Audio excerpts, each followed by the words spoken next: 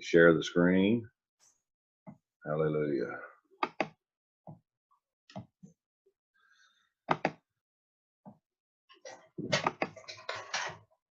Okay.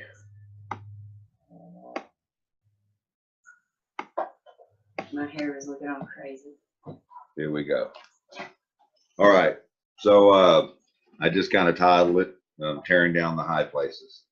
And of course, there's reasons for that. So if you have a pen and paper, you want to write some scriptures down and do some research on your own and kind of go through the scriptures.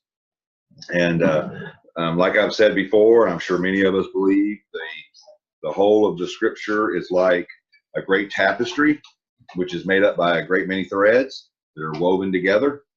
And when we go down and we take these individual threads and we go down and look through these individual threads, it helps us sometimes to paint a better picture of what that thread is made of and how it fits into the overall design of that fabric.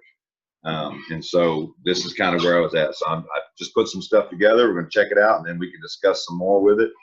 And this isn't me trying to be right or wrong. This is my attempt at just trying to learn righteousness, His righteousness in my life, and be open to that from my own personal experiences, and then each of us has our personal experiences where we've been. So let's get started. I won't be able to see you guys in the chat or anything like that. So you'll have to speak up if there's something that, but let me see if I can get through this. Oh, I'm sorry. All right, there are places in the Old Testament where some English translations use the word demon or devils.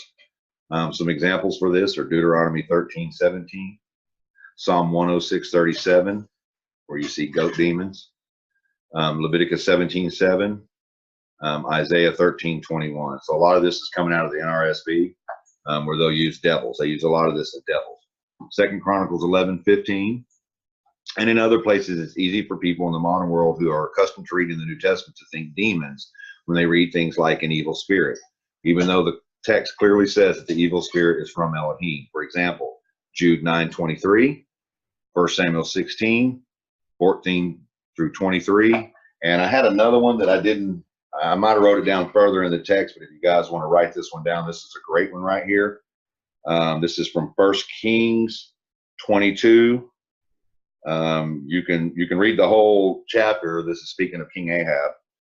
But when you get down to around 1 Kings 22, 21, 22, and 23 verses, you kind of start seeing right there a spirit that comes up before Elohim and says that I will go and be a lion spirit in the mouth of these prophets. And he not only tells him to do it, but he also tells him that he will prevail in doing so.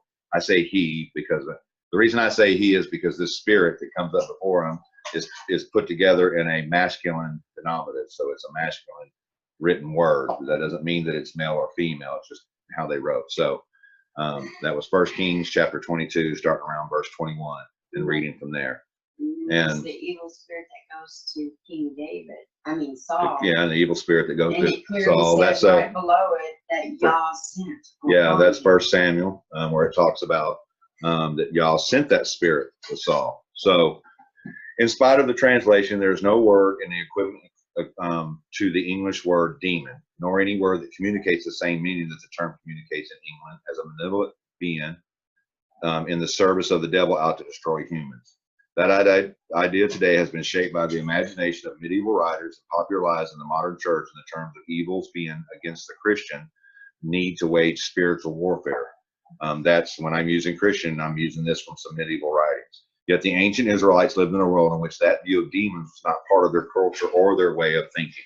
When you go and you start studying a lot of old texts and old writings that were of the contemporary times of the scriptures that are not in the Bible themselves, but writings of scribes or writings of people who were in the palaces and things like that, you'll see that they had a very clear image of things. It was either there was Elohim or there was all these other gods like Kamesh and Baal and Ashtoreth and things like that. So for them, most everything was another god, if it was anything at all. And I think they got it derived a lot of that from out of Exodus, and that came, I believe, from what they were taught coming out of Egypt. So anyway, so the disparity. Let's see. The disparity between our modern notions Bear with me here, guys, on the controls here. And what lies behind the Hebrew terms and concept often leads to misunderstanding to the point of biblical text and what it communicates. It's always a good idea to read what the biblical text already says about the topic and understand the passage against the social and cultural background of ancient Israel and the early church before we compose too many of the modern assumptions and preconceptions about its meaning into or onto the scriptures, what I was talking about a minute ago. There's a lot of times I'm going to use two words, exegesis and eisegesis. So there's times when we read into something and we put on top of it a preconceived notion that we have or an understanding that we think we have. And so it's eisegesis, we're reading into the text. And then there's exegesis, we're actually letting the scripture itself and the cultural understanding speak to us in that. And that's how a lot of scholars. And so I know a lot of people, read the scripture and say, well, scholars don't mean anything because he's given his word to those of us who are ignorant and unlearned, like Peter said, and things like that, and to the poor people. But over time, you do begin to mature in things. And one of the ways you mature, especially if you're going to go out and preach the gospel, and then as you're making disciples, you come into the place of becoming a little shepherd, little S shepherd, a hired hand. And so your job is to tend to the garden that's been given to you by the owner of the land. So you do need to be able to study things. So when you sit down with people, we have to tear down Hollywood. We have to tear down all these movies and preconceptions and cartoons and things like that people have been planted in their mind from an early youth and believing, like, for instance, having an angel on one shoulder and a devil on the other shoulder. Another instance is the idea of the devil being dressed up in a red suit with a pitchfork and horns on its head. And, where do these notions come from? People believe this kind of stuff and see it like that because they sure aren't getting it from the scripture, but they are getting those kind of ideas from those cultures of that time. There is a book, Hislop. A lot of people don't. There are some people who don't like Hislop. I personally enjoy the writings of Hislop, which talks about basically all roads lead to Babylon. It's basically what it tells you. And it goes all the way back to Babylonian worship and everything that we understand came out of Babylon when they went and made a name for themselves. This is where it entered into humanity through all these languages that got split. And I'm not going to say that every single person itself, when you're reading the text, had a different language, more like groups of people would have had, and they would have had to go off with each other. And so they would have had their perceptions of how things came to be. So we'll just keep going. Idols and demons. A good place to begin is Deuteronomy 32, 16 through 17. They made him jealous with strange gods, strange Elohims, with abhorrent things they provoke him. They sacrificed to demons, not God, not Elohim, to deities they had never known, and to new ones recently that had arrived, whom your ancestors had not feared. So even when you're reading right here in Deuteronomy, what's Elohim telling them? Look, there's people sacrificing to these demons, these shadim, these goat zairs, and we're going to go into that a little bit more. And not only are they these deities, these Elohims, they're these little g gods they were sacrificing to, but there's even some new ones that have arrived, whom ancestors they had not feared because they didn't even know who they were, So there was new constantly throughout. You're constantly see people, even in this era we live in now. I know in my life in the last 20 years, I've seen the formation of other gods happen, where people have come together and formulated out of the original, what I believe is the fallen angels. And over time, all they've done is morphed and changed names. That's what I believe. That's all they've done. Right? Even when we get into Christmas, Easter, stuff like that, it's just morphed over time into different names for different little g gods that people have believed in. And a lot of that stuff they believe in, you can trace back to Nordic times, dramatic beginning, some of that stuff. And it leads down roads like where you start believing, start talking about fairies and what the fairies did, and gnomes and trolls, and you start getting into some of that stuff. But all that stuff comes from an ancient past, So the Hebrew word translated demons in verse 17 is seed, which is a sheen dalet, occurs in the plural with the preposition to and vocalize the definite article, the shadim, right? Les shadim, which gives us to the demons. So when it's talking about a definite article, it's trying to point us to something directly. In other words, This is something that these people knew about. So when they were being spoke to, they understood exactly what was being said. And it wasn't something that they were like, what's he talking about? Like, what gods? No, they knew exactly what was going on and what they had been doing, what they had seen, and what was for their culture. So it's important to be aware that the translation, this thing, is not a matter of finding a single word in one language that translates another word into another language. Translation is more often the translation of ideas and concepts rather than merely words. And there is rarely a one-to-one correspondence of a single word between languages. This goes back to Babylon, goes back to the dividing of the languages. This is especially true of languages that are separated by 3,000 years of history and culture. Also, there are other features in languages besides just the words that affect translations. Words do not have fixed or inherent meanings in any language. The historical and cultural context in which they are used, the literary features that accompany them, the topics that are used to address even who is speaking or writing the words can affect meaning, what a term communicates, and how it's to be understood. There are many words in English that can take on a different meaning in different circumstances, or that can be used as a technical term in one context and yet on a more common meaning in another context. Take, for example, the English verb run. Fairly simple, meaning in most contexts, the human action of somebody to run, to go faster than walking, you're running. However, in different contexts, it can refer to what a candidate does in a political campaign, to play music, a music passage quickly. You know, you're doing a musical run. For those of you who play any kind of musical instrument, it's a quick run in the middle of something, to go back and forth or spread out between 2 points, to melt, you know, the butter melted and it's running, to remain constant, to penetrate, or to slip through, etc. It is usually context or context, as well as other terms in that context, that give us clues to which meaning is meant. Rather than complicating the meaning, and in many places in the Hebrew scriptures, some of these features actually help us better understand the meaning of a term, no matter what English word we use that translated it. So that's one of the things that's really important. As, like I said, we come to our salvation, but then he talks about his people being destroyed. They have a lack of knowledge, right? That's that gnosis in Greek. You know, it's to understand something and have a fullness of an understanding of something. So when you're making disciples, it's like anything else that you do in this world. When you're teaching somebody something that you know, the best thing for you to do is understand what you're teaching first. You know, you who teach, do you teach yourself? The scripture says in the New Testament. You know, you who say don't steal, do you steal? Right? You know, you who say don't commit adultery, do you commit adultery? Well, if you have the teaching in you that you shouldn't do it, you will be able to properly teach somebody and make a disciple of somebody. That's what you'll be able to do, to make them a Talmudim, or that would be Hebrew for a learned one or learned ones. Okay. So there's one unique and prominent feature of the Hebrew writing that is especially helpful in providing a context for the meaning words. It's known as parallelism, in which ideas are related and emphasized by the grouping of synonyms or antonyms known as parallelism in Hebrew writing. You know, so you get this idea where you have two words that are synonymous to each other. They can mean, same words can mean different things, and you have different words that mean the same thing. That's what it's trying to tell you. And throughout the scriptures, remember, most of the scriptures they wrote in a very poetic fashion.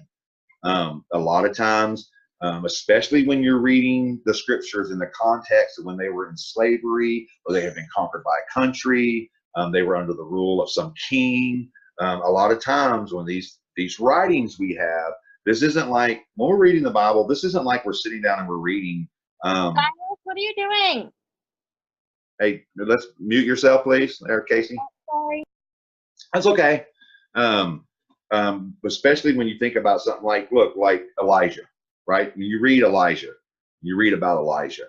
You know, was this just something that was written and a scribe wrote this down and only the scribe or one or two people read? No, this was something that was shared amongst groups of people, especially, and a lot of these, the reasons these prophets were coming is because they were either A, fixing to go into captivity, B, they were in captivity, or C, they were in captivity, and Yahweh was wanting to bring them out of captivity.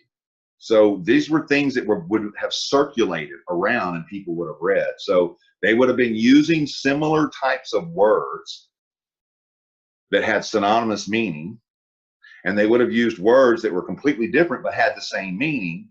because when you're a slave, I don't know if many people know this, but when you go back to just the African American slavery that we have that happened here in America, there are a lot of songs that came out of the slave camps. A lot of these songs that you hear sung in churches, these hymns, when you go and study these hymns, you actually find out that they would meet together in groups from different plantations, and they would write songs in such a way as to speak and let somebody, for instance, they may have in a song something about come to us and we shall give you the bread that you need so that you may be free and go about to the nation. They would sing this in a song, and there's a song, I forget what it's called, that has those words. And this was, they knew somebody was trying to escape. And so they were letting them know that when you escape and you come by this way, the sheaves are going to be in the field and the bread shall be upon the pottery. And so they knew they could run through this field and they could find this stuff. So there was a lot of times you see that just in the modern era of African slavery that we had here in the Americas. And so those songs were sung through religious context. And a lot of people don't know that about those songs, but when you go and you study the African community, a lot of them do know about it. And Martin Luther was somebody who, he actually spoke about that stuff. And so when you go in and you start learning that kind of stuff, you can see how that plays itself out in different cultures. So even the Hebrews, when they're writing, you're reading the Bible, there's a lot of stuff you're reading there that was specifically wrote a certain way that could be identified by those groups of people without notifying their slave owners or the kings or countries that were trying to rule over them. And so that was what was going on. And so even the Father tells them that they're gonna go after gods, Elohims, that their fathers didn't even know and were afraid of. Like, he's trying to tell them these things are going to happen, and he's using that parallelism in some of the speech that when you're reading the scripture. So let's keep that. So along with this term translated demons, in the Hebrew of Deuteronomy 32:16-17, there is a whole series of terms with similar meaning, synonymous parallelism, that will help us to understand how the writer is using the term seed. In these two verses, there are 4 other parallel terms and phrases that are used as words to translate demons. So here we go. Here now we're going to get into the synonymous parallelism. Strange or foreign gods. Oops, I didn't mean to do that. This thing is so touchy. Right? Zarim. Right? Zarim. Abhorrent things. To'ebot. Demons. Lash shadim. Shadim is the word we get for demons. You actually can hear that word in a very common word that's used to describe Eloah. Describe our Elohim, right? You'll hear things like El Shaddai, right? He's the El of the spirits. That's what he is. I know there's a lot of people that translate that El Shaddai a different way, but when you just go look at the word and you study the letters and you learn the Hebrew, you'll see that El Shaddai is speaking about him being a great El of the spirits. And that's exactly what the host of the heavens. That's who he was, right? That was Yahuwah Zavaoth, right? Oh, so you got gods that they did not know. Elohim is used in there. These are all words being used for them sacrificing to foreign gods, foreign things, demons, gods they did not know, and the new ones recently of who came your fathers were not afraid, Kadashim, right? Kadashim. So you're seeing this language, and there's multiple words that are talking about the same thing, right? And we see this actually in the New Testament as well, guys. When we see devils and we see demons, and we see evil spirits or unclean spirits, that word for spirits is just the word pneuma. It means breath. You know, so when we're testing spirits, we're testing the breath. What breath are we listening to? The breath that breathed life into all creation, or the breath of the imaginations of people, or the breath that comes out of Satan, who is a liar from the beginning. And everything he speaks is a lie, you know? And what was it that was used in the Garden of Eden to start the ball rolling on sin? It was him speaking. It was a nefesh, right? The nakash, the spirit being. I don't believe that it was an actual serpent. I don't believe that there was an actual snake with legs and, you know, hands, and it was standing there. I'm not a serpentine kind of person. I believe the word clearly denotes that it would have been a divine being, is what it would have been. And what does the divine being do? It breathes and speaks. And that starts the whole ball rolling, right? That's what happens. So the first of these parallel terms is simply the word strange or stranger or foreign or foreigner. It is most used in things that present a threat to the community, such as foreign people who are enemies. You can see this in Hosea 7:9, Isaiah 1:7, Jeremiah 5:19. You can see it in prostitutes where they're called strange women. And this is using the English, they call strange women the same word as for prostitutes, right? Proverbs 2:16, or things that violate a custom or a law, strange fire. Leviticus 10:1, Numbers 3:4, strange incense. Exodus 30:9, in the sense that it is also to refer to the gods of foreign people that present a threat to the proper worship of Elohim. So you see this in Psalms 44:21, Isaiah 43:12, Jeremiah 2:25. So for any of y'all who are taking notes and just want to write these scriptures down and kind of jot what this little bit I'm saying right here, then you can kind of go look, and then you can let the scripture kind of speak to you about a couple things, because we're starting off, here we are in the Old Testament, so this is where we're starting at. The same is true of the second term, abhorrent things. The term is often used to refer generally to the whole practice of Baal worship that included cult objects like household idols, images, sacred poles, trees, high places, as well as the sexual practices of the fertility religion, which were all abhorrent or offensive to the Israelites. Leviticus 18 is very clear about that. Deuteronomy 7:25, 1 Kings 14:24, and you can do a research for other places. Now one of the things right here, like that I want to talk about is where it says sacred poles, right? Most of us would know this as Asherah poles, right? Well, that word right there in the ancient culture was called a totem pole. And most of us would know that as Americans, because we know the indigenous people, the Indians of America, had totem poles. And totem poles were usually put together where they were going back to ancestor worship, calling on their forefathers and their foremothers. And each of the people, usually on a totem pole, you will see a face of a man, a face of a bird, a face of like a bear. You'll see different. And remember how the indigenous people or the Native American people thought that people had spirit animals that lived in them. You can see these when you watch stories, going back and looking at this kind of stuff, or watch a movie about Indians. You'll see that they would go back and they would pray to their forefathers, or they'd be praying and popping some mushrooms or something in a big tent, a sweat lodge, and all of a sudden there's this crow or eagle that comes flying across the sky, or they have a vision of a horse running. They literally believe these were their spirit animals coming out of them and or inhibiting them, because most Indians that were on the plains, they had a belief when they were born that there was a specific animal that represented them. So this is one of those things talking about sacred poles, but when you go back in the Bible and you're looking at, we only see that Asherah pole. But when you go back and you look up and you study high places and what would be altars, you will see that there was a lot of ancestor worship going on there. And they had these poles that they would set up, and these poles they would set up would be carved with certain looks, certain beings on them, men's faces, and it all goes back to that kind of stuff. So the final two terms also refer to the gods of Canaan, which the Israelites had come into contact only after their entry into the land. For the time frame of Deuteronomy, we see the golden calf or bull in Exodus 32 had reflected the Egyptian religious belief. In this sense, they were new gods that people did not know before, right? These people were enslaved, and the bull is a very important quote unquote god to the Egyptian people. It was one of a pantheon that they had, and they had a lot of gods, thousands and thousands of gods, but they had chief gods, and chief gods, most of them were represented by animals, whether it was an alligator, a hippopotamus, a calf, or a bull, a what? Or a lion. Yeah, there was a lot of that going on back then.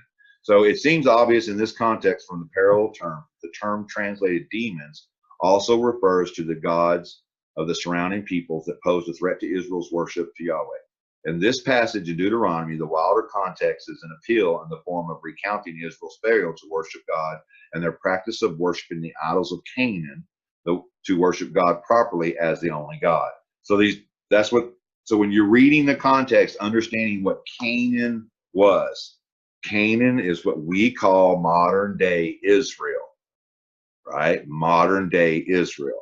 And so Canaan was a center of a lot, and I mean a lot of gods and a lot of work. They had high places on mountain, high places in valleys. They had trees, they had groves, they had, well, we just read it. They had all these different little places, and they had a god, quote unquote, El, for everything.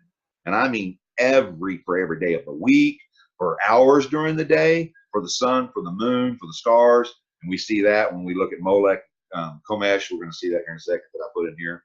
Let's go. The immediate context of the use of seed here is also important. Just a few verses later in this passage, there's a clear statement that these demons or strange gods or abhorrent things that the people are so tempted to elevate to deity and use to replace Yahweh are really no gods at all. Deuteronomy 32:21. They made me jealous with what was no God, provoked me with their idols. So wait a minute. Now he's telling them they're making me jealous with something that's not even an El. It's not even an Elohim. Yet he also tells them prior to this that this is what they're going to do. They're going to go after and they're going to hunt these, worship these other gods, these demons, these goat demons and stuff. Then he's telling us, hey, they made me jealous. These things aren't even Elohim. They're not even they're nothing. They provoke me with their idols. This is what some of the stuff Paul the apostle is drawing on. These idols don't mean nothing at all. They are just figments of people's imagination that have been realized so that a group of people could be looking at the same thing. And then they would all be focused and centralized on that one thing. And that would be their worship, right? Just like when they took up the star of Molech, right, out in the wilderness. They needed something to take up. Now, a lot of people call that the Jewish star or Star of David. I'm not so inclined that it's the Star of David. I don't really think the Star of David is really anything. But I do think it has some significance to it. But I look more at the contemporary period of that time, the Babylonian people of that time. And when I say Babylon, I mean the dispersed Babylonian people of that time, which were all these other nations around them. And they had gods that were represented by stars, and they had a chief god, Marduk. And in that particular god had a 7-pointed star, but it wasn't in the shape of what you see the Star of David. It was in a different shape. And so, you got Marduk, Moloch, Marduk, Moloch. You got some similar language going on there with some similar. The Sumerian and Ugaritic language is very similar to what you read when you read the Hebrew. So you actually see in some of the language the same letters, the same markings, some of the same pictograph and stuff. So I'm not saying for anybody to offend anybody about the Star of David, because I know people freak out like, oh, it's the Star of David. And I'm like, man, have you studied that? Like, have you gone and can you find the proof of where that star is specifically told? Or are we getting from people who are putting things together and saying that? But you can go and actually see actual clay pottery writings that actually have the pictures of some stars. And I think there's 3 or 4 different types of drawings of stars that lead to these. There was like one main Elohim god of their people, and then they had some little lesser deities behind them. But there were 3 main ones and 1 lesser one. So, like I said, I'm not so quick to, run up to somebody that's wearing a Star of David and, rip the shirt off of them and say, oh, you're evil, because I have more important things to do, like preach the gospel, bring them into Messiah, and the Messiah will go into their heart and teach them. So anyway, this leads to the conclusion that the word translated as demons does not refer to anything close to what we modern think as demons, but it is a pejorative term to refer to the idols of Baal worship that are declared to be nothing at all. Compare that with Isaiah 44, 6 through 20. So you write that down because that's a good place to go read, where the writer pokes fun at the gods of Canaan. And he does. This is part of where Paul gets from, as nothing but wood and stone. Remember, this is the verses where it's kind of talking about how can you go and form you an idol out of a piece of wood, and out of that same piece of wood, you go and start a fire, and you cook your food on, and you eat that food, and it's the same wood that you also catch on fire to keep you warm during the winter. And this is kind of where Paul's pulling from some of this stuff. We know the idols are nothing. They don't mean anything at all, the idols. So the question is are we going to get to the demons or the spirits? The distributor of fortunes is what they sacrifice to. And that's what Paul was trying to tell us. They were sacrificing to things that were distributors of fortunes, which I think, for me personally, is a little bit different than a screaming demon that is tearing you apart and giving you stigmata and all that kind of weird superstitious stuff. These are distributors of fortunes. Why would something distributing fortune want to hurt you? You're not going to want to believe in something if that's what it is. In light of this verse, we might take note that verse 17 can be translated in two ways. In the NRSV, it's translated, they sacrifice to demons, not God. This would simply imply that the verse should be understood to say that they sacrifice to the demons instead of sacrificing to God. However, the construction in 17 is identical to verse 21, which means it could be easily translated, they sacrifice to the demons that are not God. And that would probably be a better translation of the Hebrew right there, which would further emphasize the pejorative use of the term seed here. The Septuagint, the LXX, supports the NRSV. The NRSV, it's a pretty good translation because they try to translate and transliterate directly from the Septuagint, which is probably one of the oldest writings that we have. And we can use that to look at the Greek writings of the New Testament, because the only Hebrew writing we have in the New Testament, which is debated, is maybe Matthew, that can date back to a time far enough back that we can utilize it to support what all the other scriptures we do have in Greek. So the LXX is kind of like your litmus test. So you can go into the Septuagint and take Koine Greek and see the language they were kind of using, because that was survived like 200 years before Messiah, right? In any case, a closer look at the word seed in Hebrew emphasizes it refers to a negative way to Canaanite idols and deities. Actually, the term seed or demons does not even originate in Hebrew. It is a loan word from Assyria, from the Assyrian Sadu. This word in Assyrian refers to the mythical creatures that were supposed to guard the Sphinx Colossus of Ashur. This computer is so touchy. The primary deity of the Assyrians. In Western mythology, they are called griffins. How about that? I'm sure some of us know what a griffin is, right? Remember I was talking earlier about a winged creature that was part, part like eagle and part lion, and it was a mixture of things, right? And so you see this actually when we were talking earlier, I was talking about the word for cherubim. When you see cherubim, they're lion creatures with wings. You see them in drawings, and you actually see them. We find them in a few places in Israelite history through archaeology. We find a whole slew of them when we start talking about the Babylonian countries in the Middle East over there, where they have very similar, even when you look at the Babylon and the gate of Ishtar. On the gate of Ishtar, which they have in a museum that you can look at, they literally have a griffin, two griffins on each side of the gate guarding the gate. This is what this is talking about. So the word in Hebrew then originally referred to the mythical creatures associated with Assyrian deity.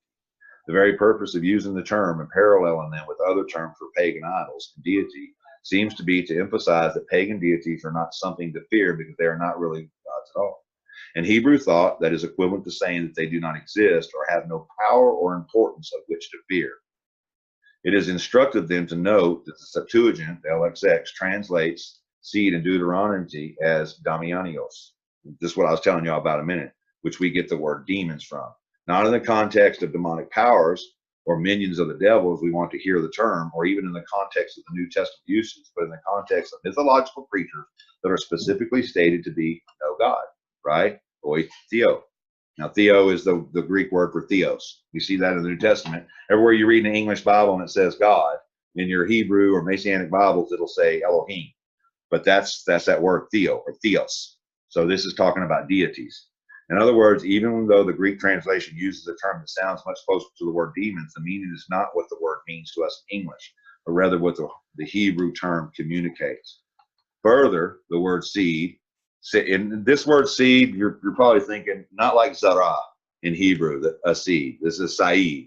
So it'd probably be better to say it like that. They're like said, right? Only occurs twice in the Masoretic text, here in Deuteronomy 32:17, and in Psalms 106, 36 through 37.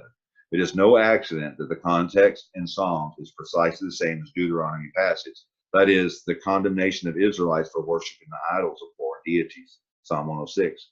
They served their idols, and they became a hindrance to them. They sacrificed their sons and their daughters to demons. They poured out innocent blood, the blood of their sons and daughters, whom they sacrificed to idols of Canaan, and the land was polluted with blood. That sounds very similar to Paul the Apostle. when he says we know idols are nothing at all, but instead what they sacrifice to are Damianians, distributors of fortune. So this language, remember, these guys are pulling back from the history of the written word and what they have from their Torah, from the Tanakh. But remember, Paul was a Pharisee, so he had access as an educated man to not, he wasn't just reading the Tanakh. And anybody who thinks that's all that Paul, he just walked around, the only thing he ever read was the Tanakh. That's a foolish line of thinking, because remember, he was also a Roman, he was a citizen, a Roman citizen. And he was raised with one parent who was Hebrew and one parent who was Greek. So he was very well educated. It wasn't like this man didn't have things. He had climbed very high. So he had access to all kinds of documents, understandings. He spoke in, I'm sure, multiple languages, which is why he tells us about Messiah and the road to Damascus and how he spoke to him in his native tongue. So if you think about that native tongue, why would you have to say that unless you're writing something in another language and you're telling people, but in my native language, this is how I was spoke to. So that's that parallelism that's going on in writing that I'm kind of showing here, right? Once again, parallelism gives us some indication of the meaning of the word, the Hebrew word sayed, or said. In verse 36 is parallel to the word atzabim, idols or graven images. In verse 38 to atzabi Canaan, or the idols of Canaan.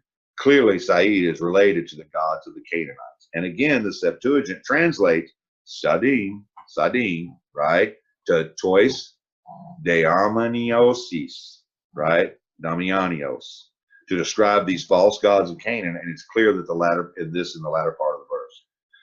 So it is concluded that the Hebrew word Said is a loan word from the mythology of the surrounding peoples. Originally, it referred to the mythical creatures of Canaanite and Assyrian that were represented by various gods. In biblical usage, it becomes synonymous with idol, right? A pejorative way to refer to the Canaanite deities, which gets us into this: goats and satyrs, right? You're going to see some of this in the Hebrew language. In other places, other terms that are sometimes also translated as demons. However, in every case, the context of the term is an attack upon the idolatrous practice of Baal worship, or as a negative reference to Canaanite mythology. For example, in 2 Chronicles 11:15, an account of the pagan practice introduced by Jeroboam in the northern kingdom, the KJV, the King James, translates devils for a different Hebrew term. And he ordained him priest for the high places, and for the devils, and for the calves which he had made, and had appointed his own priest for the high places, and for the goat demons, and for the calves that he had made. Here, the word translated devils, in the KJV, it's goat demons, is the word sair. The most common meaning of the word sair is goat, but specifically a he-goat, because it does carry a masculine form in the language, or a buck. Examples: Genesis 37:1, Leviticus 4:24, and 53 times throughout the Masoretic text, which is where we get a lot of the King James translated from. That's why this is in here. A feminine form of the word occurs twice to refer to the she-goat in Leviticus 4:28 and 5:6. The root of this word in Hebrew is the word sa'ar, which means hair, either of animals, as in Genesis 25:25, or of persons, as in Judges 16:22.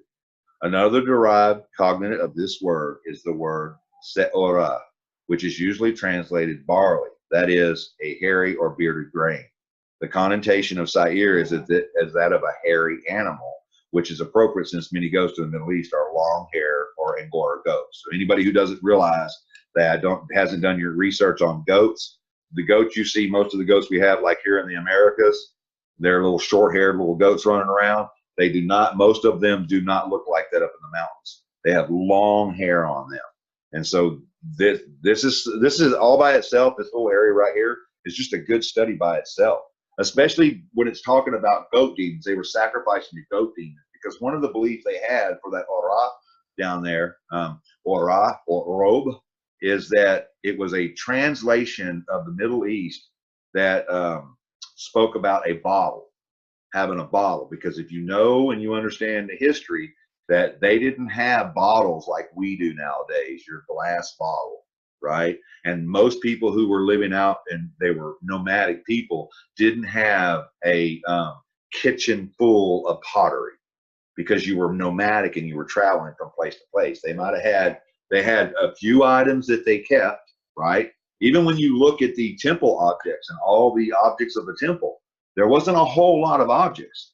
I mean, they had enough for what they needed to do for the temple, but there wasn't a whole lot of that. So it wasn't like everywhere you went, you just made yourself a bunch of plates and a bunch of bottles and stuff like that, because you had to get a roaring fire, you had to find the right clay in order to put yourself together something formed out of clay. But what did they do? What did they drink out of? They grew out of goat stomachs.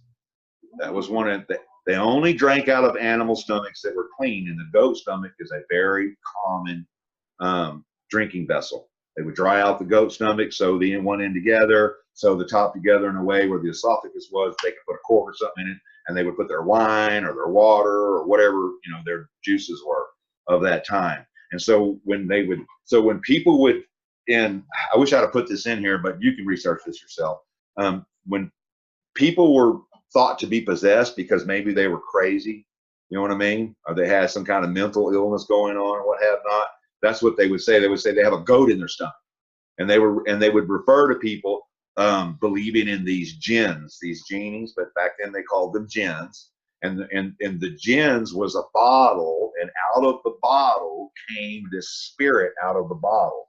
And this all references back to drinking out of a goat skin or a goat stomach and stuff. So it goes back that far, which is it's a pretty interesting study. Like I said, this little area is a very cool study just to get the cultural aspect of how people were. And to this day, people drink out of leather.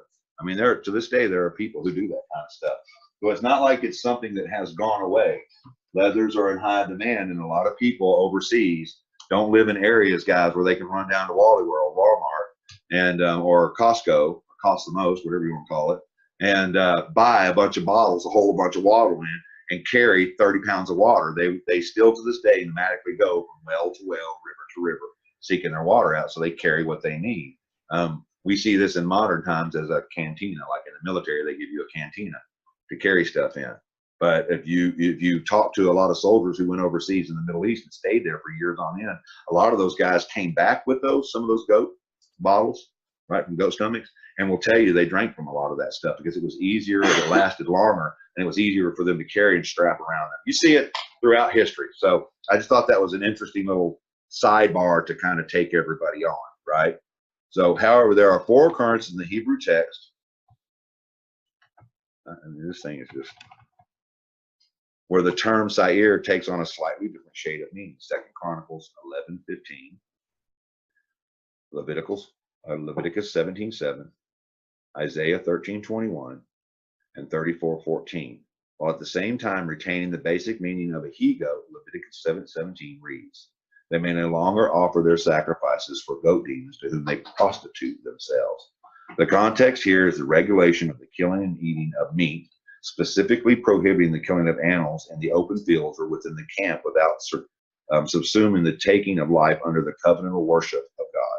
Remember, they had to kill animals in a certain way. Directly forbidden in this verse 7 is the offering of the sacrifices to the he-goats instead of Yahweh. It becomes clear then that the he-goat is not just an ordinary goat, but refers to something that is a false object of worship, especially with the term prostitute that is commonly used in the Old Testament to describe graphically the unfaithfulness of the people in worshiping their pagan gods. I tell people all the time, when you read, you have the 10 words, the 10 commandments, and it says, "Thou shalt not commit adultery."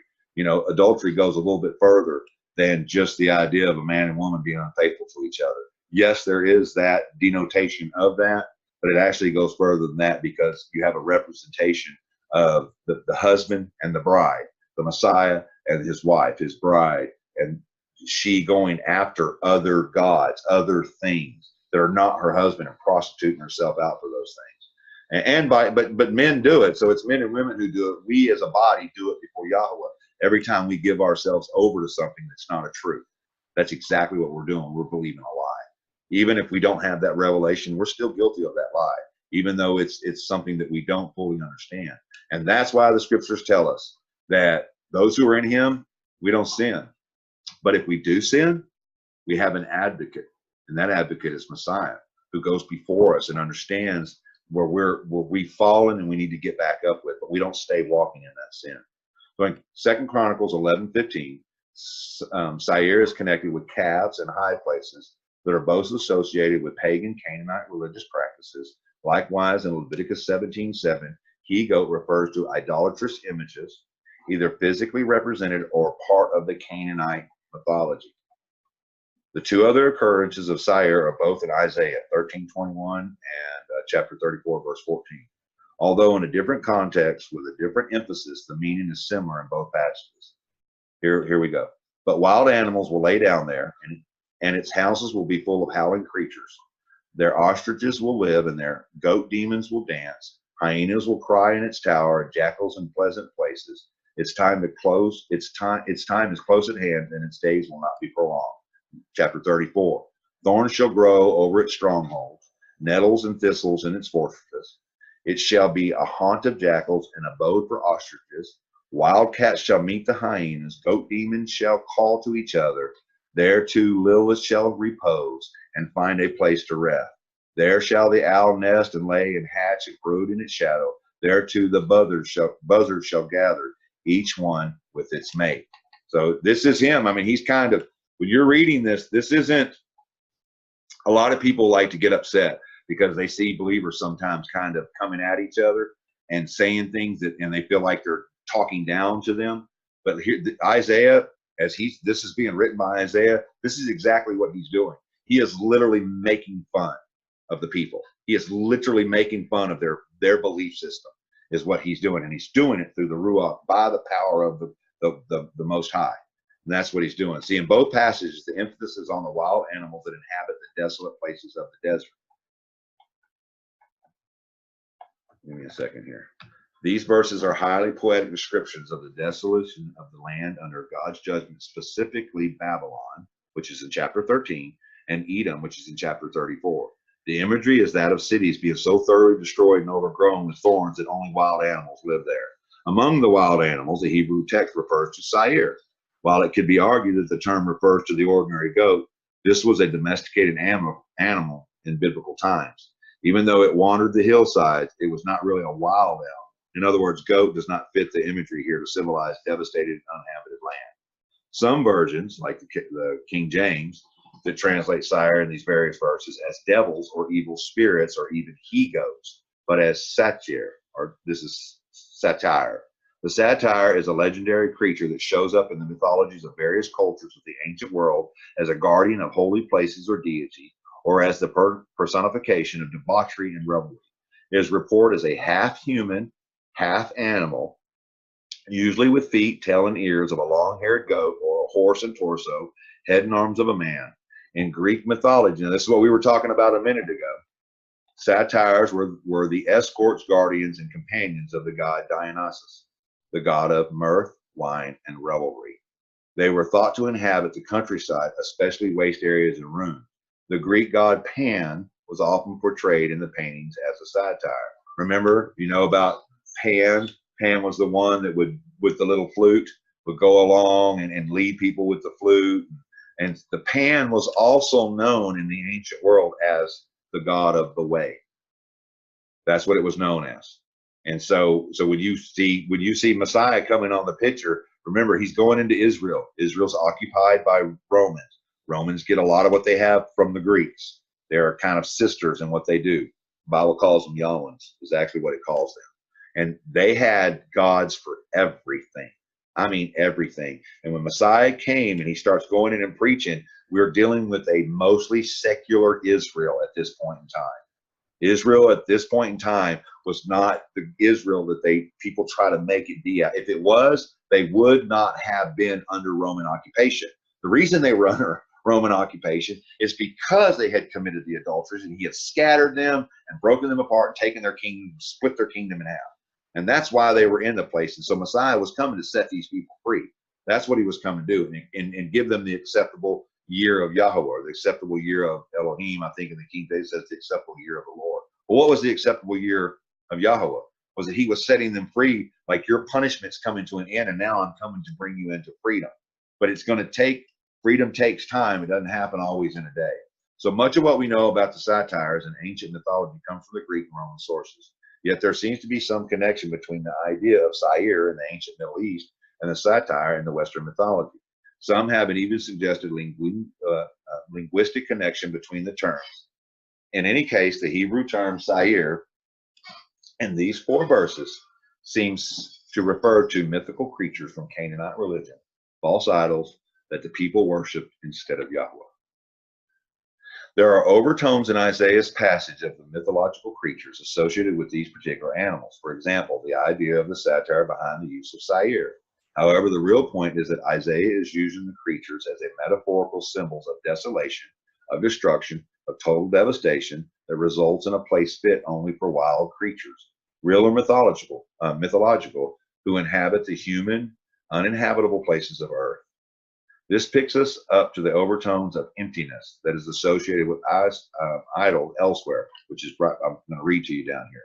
To read more into this by trying to connect the term with modern idea of demons is drastically to misunderstand the function of poetic language, sometimes called mythopoetic language and prophetic oracles. You see this all the time, guys. The whole book of Psalms is prophetic, and yet it is a poetry. The whole thing is a poetry. And you see this in all kinds of different cultures who had prophets. It was always very poetic in the way that they prophesied and said things. And whether people want to accept that or not, it's the truth. And so it only makes sense that when Father is speaking to a lot of these prophets, and remember I said how kings are prophets, priests are prophets. When Father's doing these things for people, remember they're living in a certain era, a certain time in history. These people are integrated with other cultures because that's exactly what they did back then, especially what we're reading here. This is a time when they had gone out and hoarded themselves with the nations, took on the practices of the nations, and you don't do that if you're not also taking on the language of the nations. See, you're speaking in other languages. If anybody thinks that the Hebrew people were just walking around from the time they came out of Egypt, moving forward all the way to the time of Sinai, the only thing they spoke was Hebrew, they're out of their mind.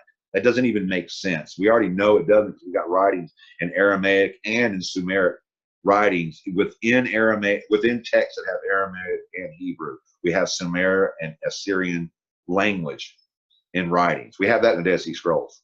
So there's a lot of people who think it's like all things Hebrew. It's all things Hebrew. Well, that's not exactly how it works because we speak English, and I think we do a pretty good job speaking English, getting the message of Elohim across. And when we speak prophetically, we speak to people in our native language, English or Hispanic or whatever language it is, maybe a Mandarin, wherever your culture is. And you know what? The message gets across. But it doesn't mean because it wasn't spoken some Hebrew tongue that somehow Abba's not speaking through you. So you don't speak Hebrew, so I can't listen to your prophetic word. And you see a lot of people. It's crazy though. It's gotten so bad here lately where people are so focused on saying certain words, and yet the whole rest of their sentences are all in English.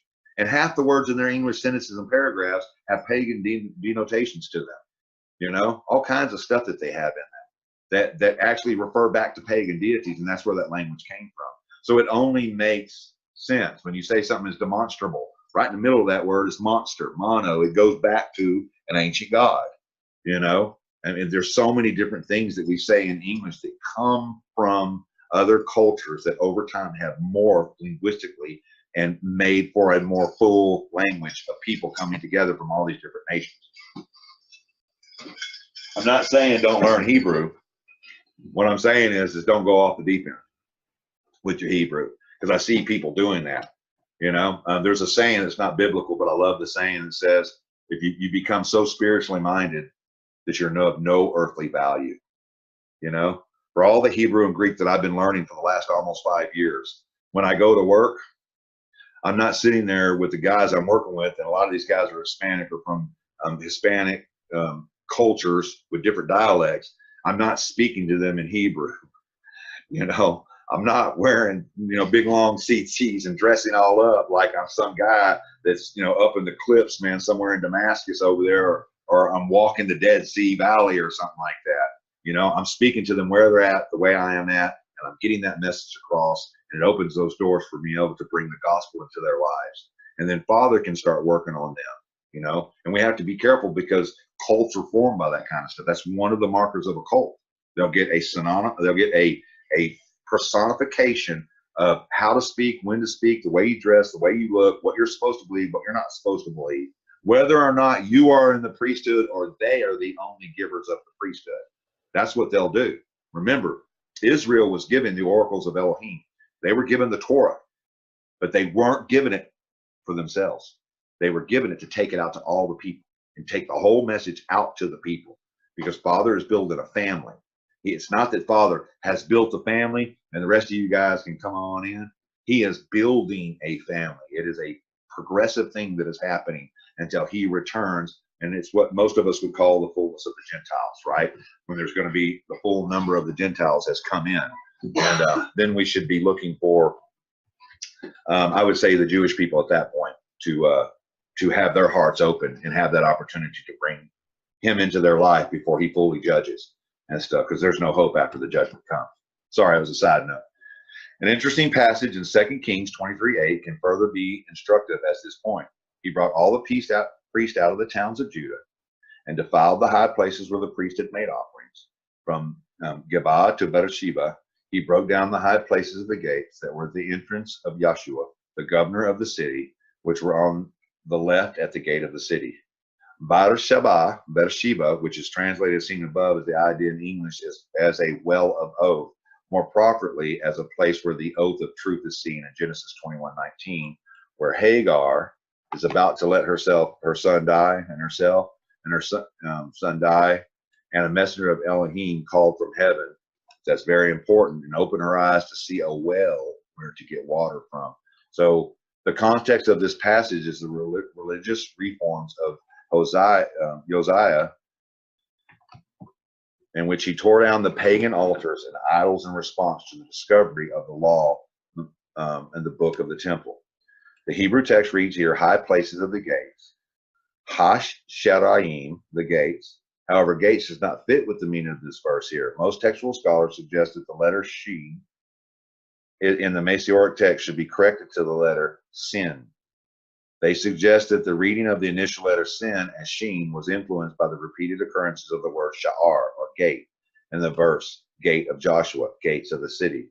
With this correction, the word would read Hasharim, satires. So a better translation of this passage, he broke down the high places of the satires that were at the entrance of the gate of Joshua, the governor of the city. And what did we talk about, what these satires were? This is going back to the goats, going back to the worship that they had. You see it right now with Behemoth happening right now. You think that there's not a correlation with why the Satanic Church has just been recognized by our government as a 501c3? You know, how about that with all the churches and assemblies that are 501c3? Look at there, you guys all sit at the same table with that. And what is the Satanic Church's, and there's a difference between the Satanic Church and the Church of Saints. And so the Satanic Church, what is their symbol? It's the Behemoth with two children. And what is the Behemoth? Well, it's a mixture of what we just read. It's a man and it's mixed with a goat. That's exactly what it was. And it's got the feet of a bull. So it's no coincidence that these things are still happening. And we can see it now in this very time, which tells us how evil this is, right? Now, the thing is do we think that statue we keep seeing them move around and put in front of places and what, do we think that thing has any power in and of itself? No, we don't. People freak out when they see that thing. It's a piece of stone. I mean, it's not even, I'm not even sure if it's actually stone for them to be able to move it like that. But this means nothing. It absolutely means nothing. But now notice, as we're talking about demons, we're referencing the he-goats, and we're talking about the Sairs or the Satirs. Look, picture in your head Behemoth and what they're doing with this Satanic Church. They're referencing a goat, not demons, but particularly Satan, the enemy. You know, and when I say Satan, I mean the Satan. I don't mean just any adversary, but actually Hashatan. That's who they're referencing, that this is representing for them. See, even they have some understanding, because look, man, some of these people in the Satanic Church, don't get it wrong, these aren't ignorant people as far as having education. They may be ignorant and blinded so that they can't hear the words of Elohim and come to salvation right now, but there's always hope while a person breathes if it's Father's will. But they are not ignorant in their studies. They study the same stuff we do. They study the words, they study the cultures, they do the same thing. And if you've ever sat face to face with a Satanist, and I have, and multiple times, and go toe to toe with an educated Satanist, man, they know the Bible like some of the best teachers I've met know it. I mean, they know it, and they know the words, they know the translation, they know the historical indifferences that are between the cultures. And you'll say, well, you know, we call him El or Al, and they'll say, oh, well, there was a Canaanite deity named El, and there actually was, and there was an Assyrian deity named El or Al, A-L. So they know all this stuff. That's been around for a long time. And so, and they'll go back and show you right through culture and where that's at. And so we have to be very careful when we label things, thinking that somehow we've gotten this be all end all in our understanding. We have to be open and fluid so that the spirit of the Ruach of Elohim can move through us to bring people to repentance. And that's what we want to do when we're talking to them. But it's good to know our history, because we'll just get, I mean, there are people right now using the term Elohim, which I agree, that's how very Middle Eastern is it of you to say that. But the Muslims use that when they say Allah. It's the same, it's the same denotation, it's using the same language. But see how the Al and Allah and Allahim, see how the first two letters are Al? I mean, in the Islamic, Al means the same thing as Al does to the Hebrew, the chief God, the chief one we worship. That's why they'll tell you, no, we have the same God. They'll even take you to the names, and they'll show you in the Hebrew in their language and say, look, these names are sister language. So here we go back to parallelism, right? Synonymous usage. So we have to, it's good for us to study and know these things so we don't go off on all these rabbit trails, just believing every little thing that comes along. Believing this, doctrines of devils. Isn't that what the New Testament tells us? Doctrines of devils. Doctrines of devils, diablos, Satan. Is it talking about bad doctrine, or is it talking about people who are promoting doctrines that talk about devils, that talk about demons? And they're promoting all of this stuff. And a lot of this stuff is superstition. And it comes from their forefathers and their forefathers before them. And so we have to be so careful that when we're reading text, we're letting the text read to us. Because I was taught as a Christian that we have to watch out for all these winds of doctrine. Right? Winds of doctrine. Why would they say winds of doctrine? Because the demons rode in on the wind. That's what the spirits did. They rode in on the winds. They believed that when the winds came, that the rainy season was coming, that there were gods that were coming along. And when the storms came and the hurricanes came, which over there they're not really called hurricanes, but when the big storms came and the tornadoes came and things like that, these people thought those all were individual deities. So we have to be watching for individual deities that blow in on the wind, and doctrines of devils. Doctrines trying to teach us what devils are, which really are nothing. According to Exodus and Deuteronomy, they are no gods at all, no Elohim at all. But maybe a lot of this is nothing more than vain imagination. Maybe that's what it is. A lot of it is. And so we have to come to a place of maturity and a lot of prayer. What did Messiah say when he was trying to heal in Matthew, 24, where he's trying to heal the epilepsy and all that, and then the disciples couldn't do it. And he tells them that this one comes with much prayer and much fasting. But first he gets mad at everybody and tells them, oh, you unbelieving generation. If you just had the faith of a mustard seed, you can make this mountain get up and be cast into the sea. Why is he referencing a mountain right there? In the midst of him rebuking the people, who's he rebuking? The believers, the disciples. He's rebuking them. And he's like, your faith, you don't have faith. What you have is you don't know what's going on here. And there's a lack of faith. And I can tell there's a lack of faith. But if you just had just a little bit of freaking faith, just a little bit of faith, you could say to this mountain, what mountain is he talking about? Well, we're going to talk about that here a little bit later. What mountains is he talking about? Well, what were mountains? Places for high places. Places where they put altars. Altars to what? To these gods that were no gods at all. No. That's right. And how does faith come? Faith cometh by hearing. Faith comes by hearing. And how does faith comes by hearing, and hearing by? The word of Elohim. The word of Elohim. And who is the word of Elohim? Yahushua HaMashiach. Hallelujah. That's right. It comes by the word, and the word is from the beginning. That's See? it. And then we need to have that stuff. And so I just wanted to give you a for instance. So am I saying that you're reading our Bible like, man, that's a demon? Am I saying there's no spirit? See, I'm not saying that. I'm saying demons as opposed to unclean spirits, and some who may or may not be unclean, but just be spirits. Let me keep going because I want to talk about that. This understanding makes 2 Chronicles 15 more clear. The context there is the sin of Jeroboam the first in banishing the Levitical priesthood from the northern kingdom and setting up idols of bulls and goats for the people to worship. In fact, this idolatry of Jeroboam in setting up the images of animals to represent the gods of the Canaanite became a paradigm in Israelite theology of the sinful ruler who rejected Yahweh to follow the false gods of the land. Go look at 1 Kings 12, 25 through 23, 1 Kings 16, 25 through 26. I had so many scriptures, guys. I didn't want to read every single one. Like I said earlier, we'd be here till the cows came home if I did that. But we can go through, if we write these down and look at some of this stuff and maybe talk about it this next week. You know, if somebody has something, you know, it's good stuff. I'm not trying to talk you out of believing anything. I'm sharing you with you where we are well, where we're learning and trying to come to an understanding of why am I not seeing the healings? Why am I not seeing these things, Father, that they did? Is there something that's hindering me from having the power to be able to go out, speak in these languages, heal the sick, Father, cast out the spirits, Father? Is there something hindering in me that if it begins to awaken in me, but it hinders me, that I could use it in an unclean manner? I don't know. I don't know. It was just a thought that came into my head. And with Candace and Linda this week, and they were talking to each other, you know, it kind of made me start thinking. And so let's go.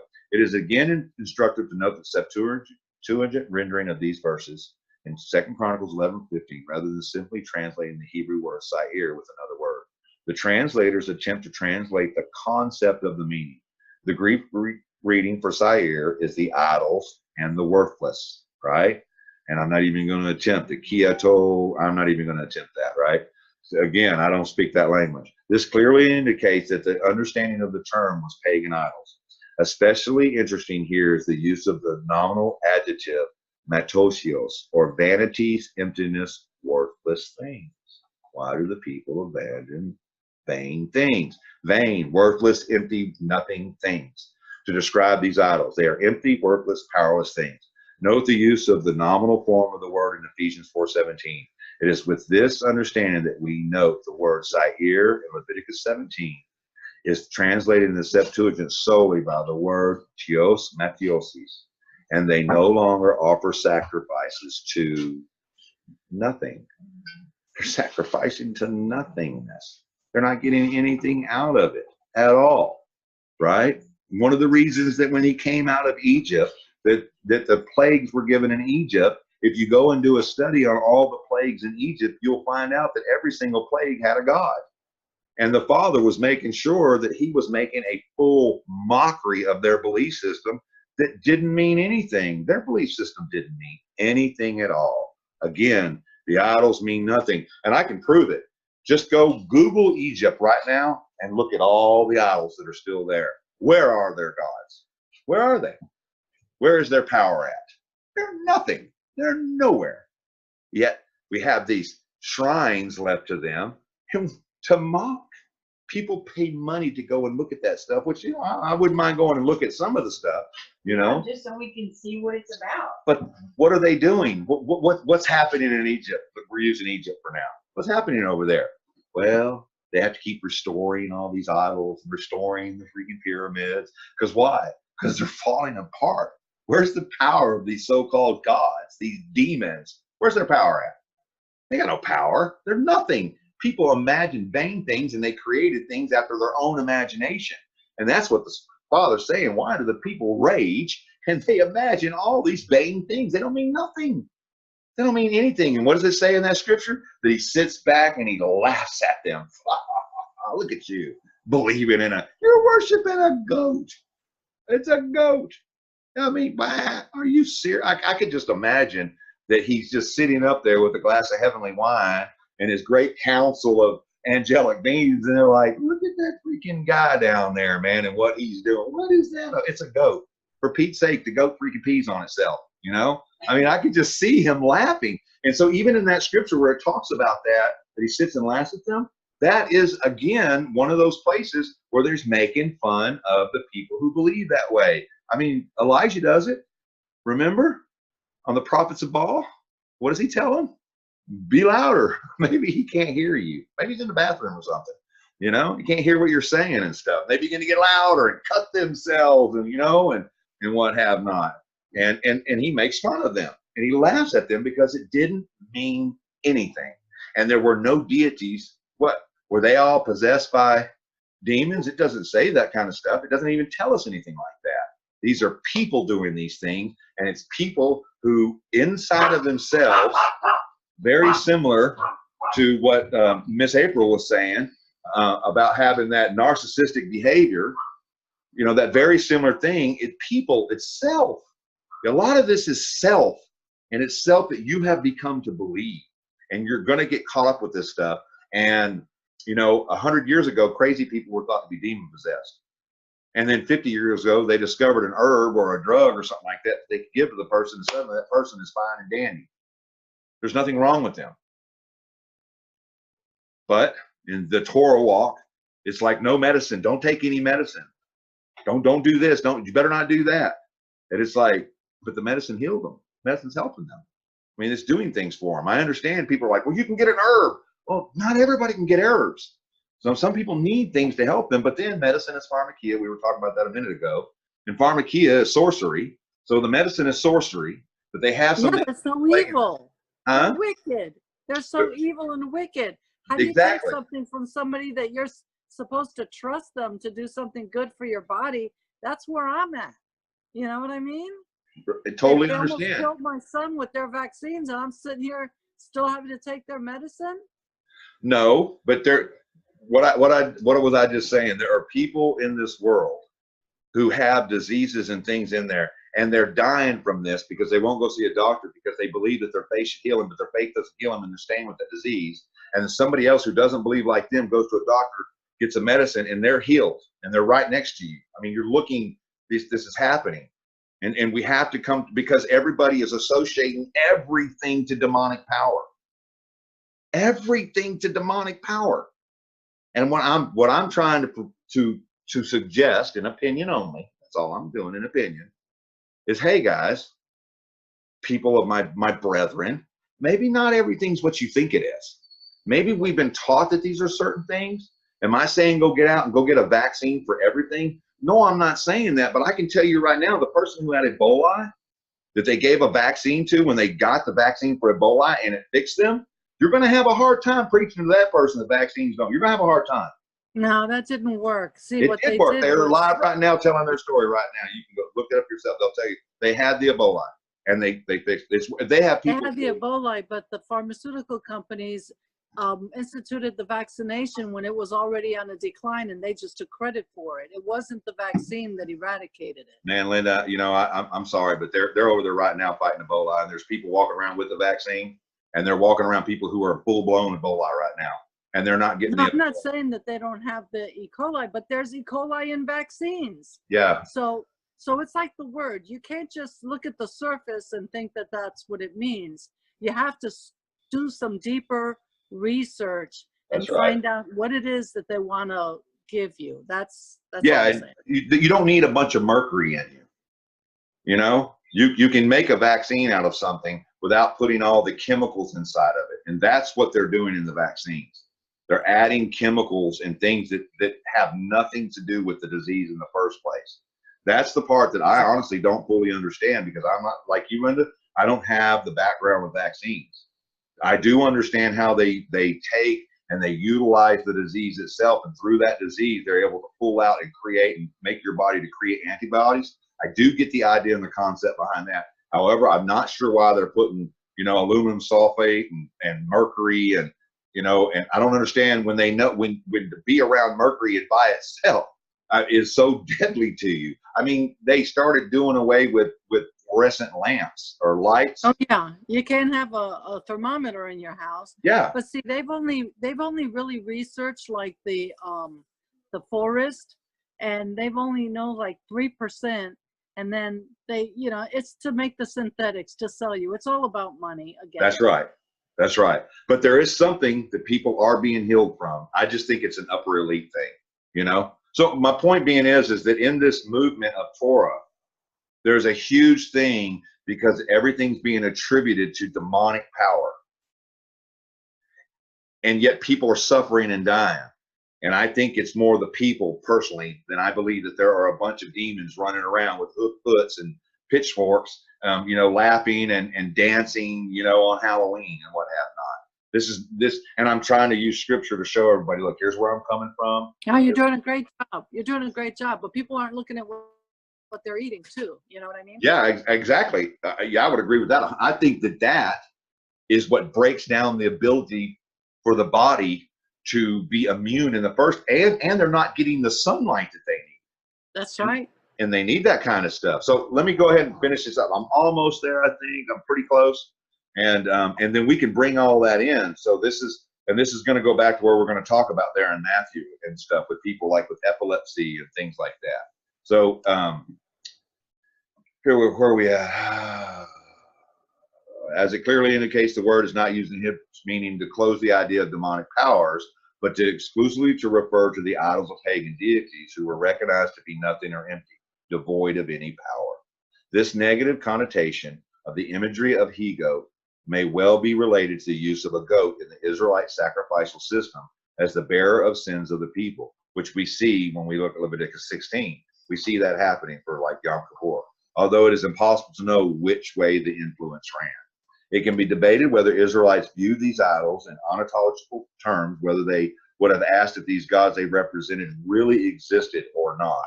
They would most likely not have asked such a question, since those categories of ultimate reality are alien to the ancient world, which is what I'm trying to point out here is when you go and study, if you go back in time and you just take everything out of your mind that you've learned and what you believe demonic activity is, and you go back and read it from their perspective, it's the same thing. Man, I probably shouldn't say it. It's the same thing as like flat earth. There is no doubt that when you read the Old Testament, people believed in a flat earth. There is no doubt that other cultures believed the earth was flat. No doubt. But then there are other cultures that were convinced the earth wasn't flat. So it depends on what so you take yourself out and you go. Now, a lot of these things, we have sciences now that we can do things with science that they didn't do back then. They just didn't have it. And now we can see things in science that they can't see. And we can do things with technology that they just didn't have back there at the level of technology we were at. They just don't have it. They didn't have it back then. So when you go back and you're reading the scripture and you're reading it from that perspective, that's what Paul's saying. These things were written as an example for us, so that as we move forward in life, we remember these things of the past and we don't allow these things to overtake us and become a part of our worldview is a worldview that comes from Abba, Hebraically thinking, where the rest of the world has a outside of Hebraic thinking worldview. I know some people say it's Greek or Hebrew. There are only two. Look, there's countries all over this world that don't know anything about the Greek, don't see things the Greek way, and they don't see things the Hebrew, but they do see things in a Middle Eastern way or in the Far East way. So I don't categorize the whole world as either you think Hebrew or you think Greek. I don't do that because I don't see that. I don't see the scripture playing that out for me. I don't see that at all. I see lots of people in lots of nations in this world come into an understanding, and then over time they come to the understanding. And this is what I think what I'm doing here is the stuff that I'm looking at and looking into, that I study and look at. It's helped me in so many ways to not blame everything on the devil. Oh, that guy got a demon in him. You know, it's the devil made me do it. It's made me step back and go, wait a minute. There's some self going on here. Do I even need a demon or the devil to do anything wrong? I mean, if I do, where's the demon when you go before judgment? Is it like standing there with you? Like, and it's like, look, it wasn't my fault. I believed in you, but you know, demon got into me and it possessed me and what have not. Father, it's all the devil's fault. That's not what the judgment says is going to happen. It's going to be you, your actions, your words. It's all going to be about you. So that tells me that I have power over any imaginations and power over any authorities or principalities on high. I have total power over them, because if I didn't, I wouldn't have to face judgment, because that wouldn't be fair to judge me on something that I don't understand. That wouldn't be fair to me, right? So let's see. Let's go on here. They tended to express things in a functional terms, what they can do, rather than ontological terms, whether they exist. However, it is clear that the biblical traditions did not view the Saeed as the Sayer as anything to be feared. They simply represented the idols of the Canaanites, which were powerless and could be treated as emptiness or nothing in Hebrew thought. That comes close to what the moderns mean when they say it does not exist. You know, concluding this little area right here, in summary, there is no Hebrew word that can be translated as demon to communicate what the word implies in English. You can't. You just can't do it. You literally have to transliterate the word, which means you literally have to take a word and what it means, and you have to find a way in another language to make that word somehow mean the same thing. But that is not a translation. That is a transliteration, and transliterations can destroy a meaning of something when trying to understand something. It's almost like that thing is, you don't understand what you're reading about until you literally go and do it. You can tell someone all day how to fish, but until they go and fish for themselves, you just don't get all the aspects of waiting and baiting the hook and cleaning the fish and all that. You know, there's a difference between those two, and it's hard to translate that to somebody. You can transliterate it to them the best you can. You're like, man, when I go fishing, man, I such and such, yada yada. So there does lie behind the Old Testament conception a basic animistic and mythological world view with the Israelites that are in dialogue. But they are using the terms and in dialogue with such conceptions, not because they accept them or are dominated by them, but precisely to deny the validity of such mythological worldviews. The biblical writers use terms not to accept what they represent, but precisely to reject it. It is clear that there was a popular belief among Israelites in such things as ghosts and mythological creatures of Canaanite religion. But the biblical traditions as it stands moves beyond such popular mythical conceptions to a vision of a creator, a sovereign Elohim who is in sole control of the word and does not share it with anything or anyone. So again, there is no demons in the Old Testament. With what that word implies in modern English, or proper English anyway, only idols that are rejected as no gods. So this is what kind of brought us, and I think Candace and Linda were going over this.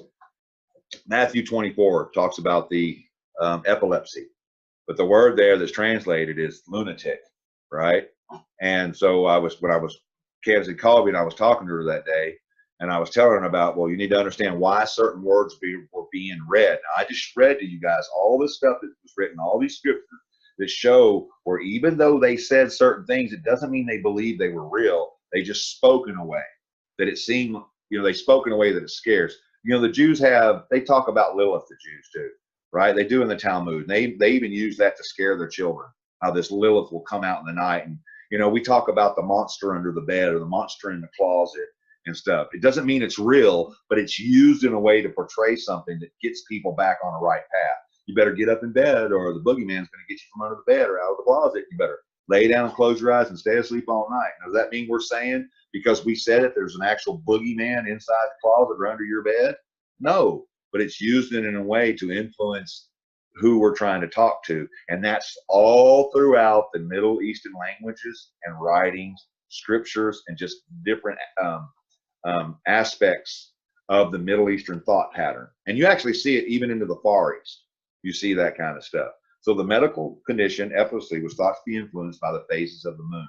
The Roman moon goddess was called Luna. The Greek goddess was called Selene.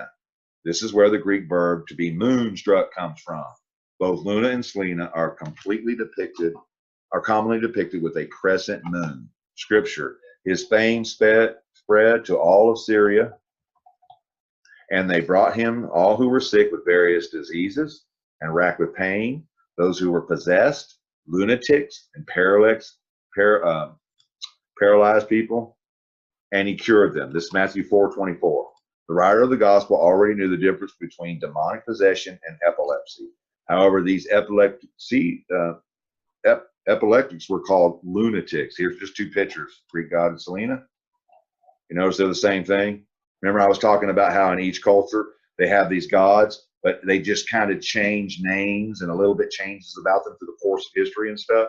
Well, here you see it right here between the Greek and the Roman god. I mean, it's the same thing.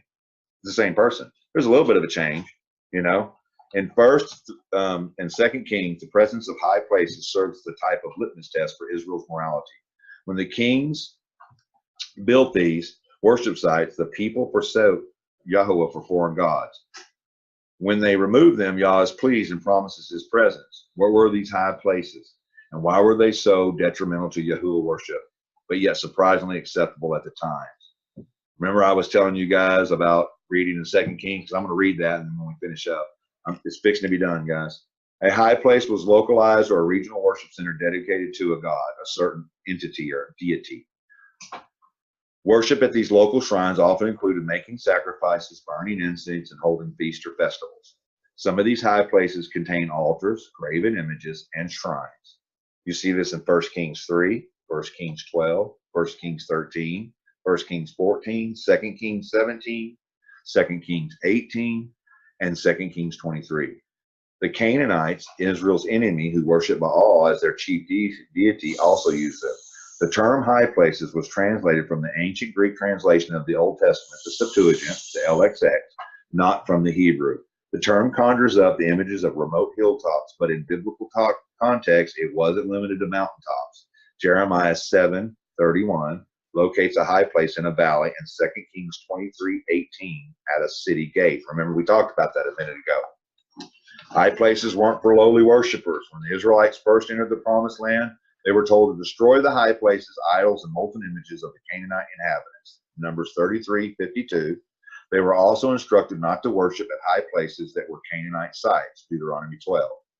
They were told Yah wanted to be worshipped in another way. You shall not worship the Yahuwah your Elohim in that way, but you shall seek the place that Yahuwah your Elohim will choose out of all your tribes to put his name and make his habitation there. Deuteronomy 12:4-5. Until a temple to Yahuwah was built, the Israelites' primary worship Yahuwah at a local center of worship, a practice that was not condemned. The prophet Samuel blessed sacrifices that were offered at high places, and Solomon sacrificed 1,000 burnt offerings on altars in Gibeon. 1 Samuel 9:12-25, 1 Kings 3 and 4. In 1 Kings 3:2, we find these high places were intended to serve Israel's worship and needs for a season because no house had been built yet for the name of Elohim.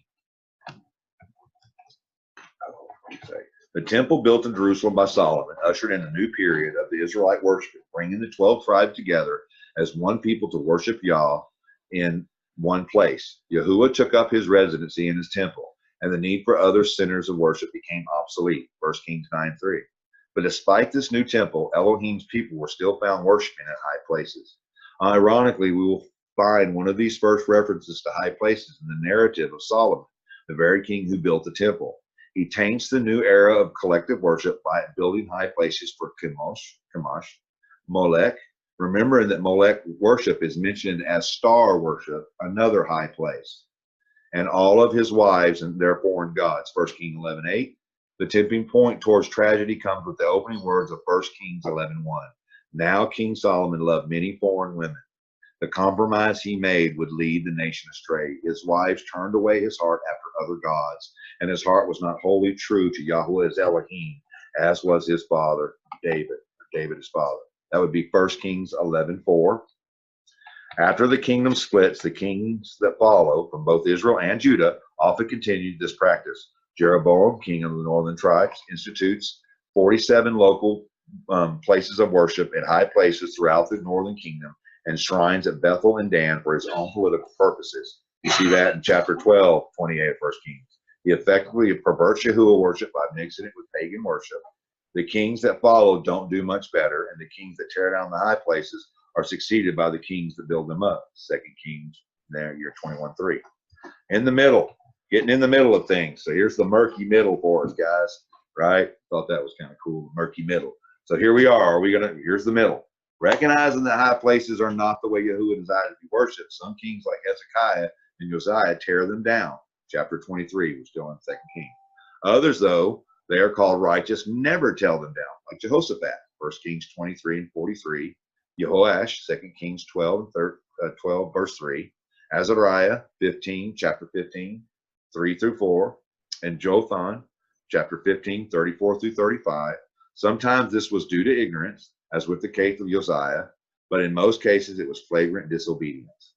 After the temple is established, these structures are never viewed positively.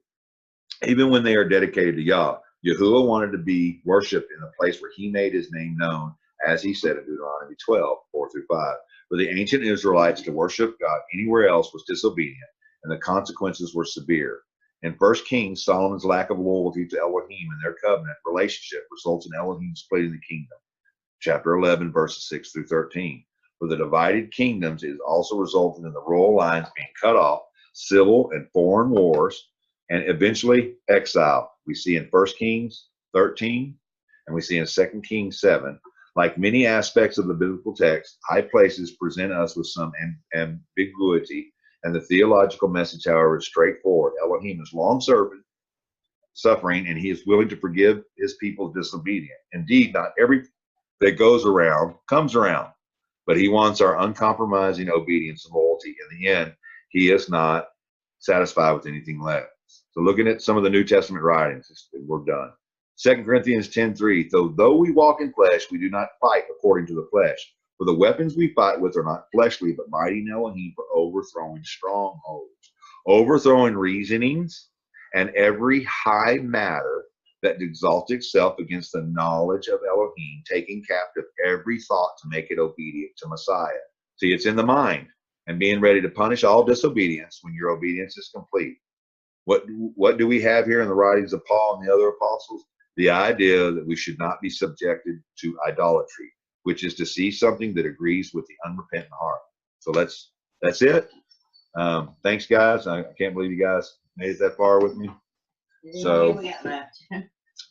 we got like 6 or 7 of us left. So I don't know who all we lost. So there it is. I threw it all at you. So get your Rotten Tomatoes and and your 3-chord whips and Terry says there's no demons. That's not what I'm saying. What I'm saying is there's a difference between unclean spirits and the idea that people had about demons. So I wanted to say also that remember when I keep saying how Canaan, that's the land of Israel. All right. They had gods everywhere. Right. So Can you repeat that? You broke up. Said they had gods everywhere in Canaan, in the land of Canaan. They had, like I said, they had them everywhere. And so remember, so we have Israel now that's been given over to the children of Israel, and this land has now become Israel, quote unquote, the land of Elohim, where he would put his temple eventually. And so here you have this Messiah who comes on the scene, right? And what does Messiah start doing? He starts going, if you start reading your New Testament and write down every town that he went to and every region. Remember how it talks about regions? And he went to the region of Galilee, and he went to the region of Caesarea, and there was a city there. And he went to the region to the north, and that's where he was speaking to the Samaritan woman at the well. It's the same language as when you look into Daniel, and Daniel's praying, and he's praying for 3 weeks, 21 days. And an angel comes and says, look, your prayer was answered the moment you prayed, but I was fighting with the prince of that region. So Messiah comes on the scene, and he starts attacking the prince of the region. That's what he's doing. And so when you're looking at Messiah and what he's doing, he's going systematically from town to town and village to village. And he is, for me, he is literally coming in saying, all you people and all your little fake gods and all your little idols and all your little stuff, I'm the true Elohim. I'm the one. And I'm going to perform signs and miracles to show you who I am. And you even see this when you get to the men of, how do you say it? The men of Gennesaret, the 2 men that were in the tombs, and they were filled with the demon legion. That area, that's ancient Canaan. That's an ancient spot where they had a temple at one time built. And you know what they sacrificed in that temple? Pigs. And remember, he cast into the pigs and they run off the cliff. That wasn't, and that's not, you see, it's not, well, it literally happened. From the way it says literally happened. What I'm trying to say is, if you could take another way at of looking at the scripture sometimes and see the story behind what's being told, and reference to letters and stories that are being written, that are being passed around in these towns, and these disciples, they're hiding from the Roman legions. They're hiding from them. We know that because they hid right after his crucifixion. Remember, they hid. They were scared to death the Jews were going to kill them, right? And then the Romans, shortly after that, started putting out all kinds of edicts to go after. We know this. How? Because Paul was given the letters by the Sanhedrin to go after these so-called believers of the way. The Romans called them those Christians. They labeled them as Christians, denoting the idea of the difference between their Christ gods and this Christ God they were claiming was an anointed one. And so they were going about the land, allowing people like Paul to go and hunt these people down. That was happening. So it wasn't, don't think that just because Paul got letters from the Sanhedrin that it was okay for him to go through the land that was occupied by Rome, that he could just go kill a bunch of people. But they had to have permission of the Roman government at that time. And the Roman government traveled in legions. It was even called the Roman legion that was there, you know? So when you're looking at that, and he goes out and he sees these two men, and this one man comes running up to him, and it's telling you the story behind this man, that the people put him there and chained him up. It says with chains. Well, you go look at that word. That word is not really chained. It's fetters. I mean, it could have been rope for all. We don't know that it was chained. There's actually, even tells you in the Greek, there's actually no derivative for that word. We don't even know what the word means. We just know that whatever he was breaking the shackles. So the common belief is that, well, it was chained and he was breaking chains. Look at a strong man breaking chains. But it literally doesn't say that in the Greek. It just says he was in these fetters. He was being held. We can assume that it was chains if we want to. But honestly, if you just go look that story up, you'll see that it does not say that. It could have been beliefs. It could have been hemp rope. You know, That's it could have right. been the kind of stuff they used back then. I mean, you know, there was a lot of things yes, did they have iron? Yeah, it could have been. You know what I mean? But so I was trying to give an example on the idea of that when he does ask this man, and it says he asked the man, "What is your name?" And he said, "Legion." For there, many.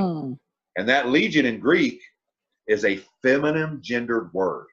So these are female demons now that are in this man. And then when he rebukes, he speaks, it says, to him. And the word is autos, like automobile. He speaks to the man. And then what happens? Please don't view the Son to come to torment us before our time. And then, you know, cast us into the swine. And here, what do we have going on here? We have swine, which to those people, and we know because the people got pissed off because the swine ran off and they got mad and said, leave our land. It's like, just get out of our land. Well, because it was buried, that area that he was in, the pigs were like cows to the Hindu. They were very held in high religious, you know, they were very, what is that word? Sacred. They were sacred animals to them. And we read in Ezekiel 44 where it talks about those who were slaughtering animals in their temples and eating the pig's flesh. We see it in the story of Hanukkah when we read about the Maccabees and Antipas, that guy. Antiochus.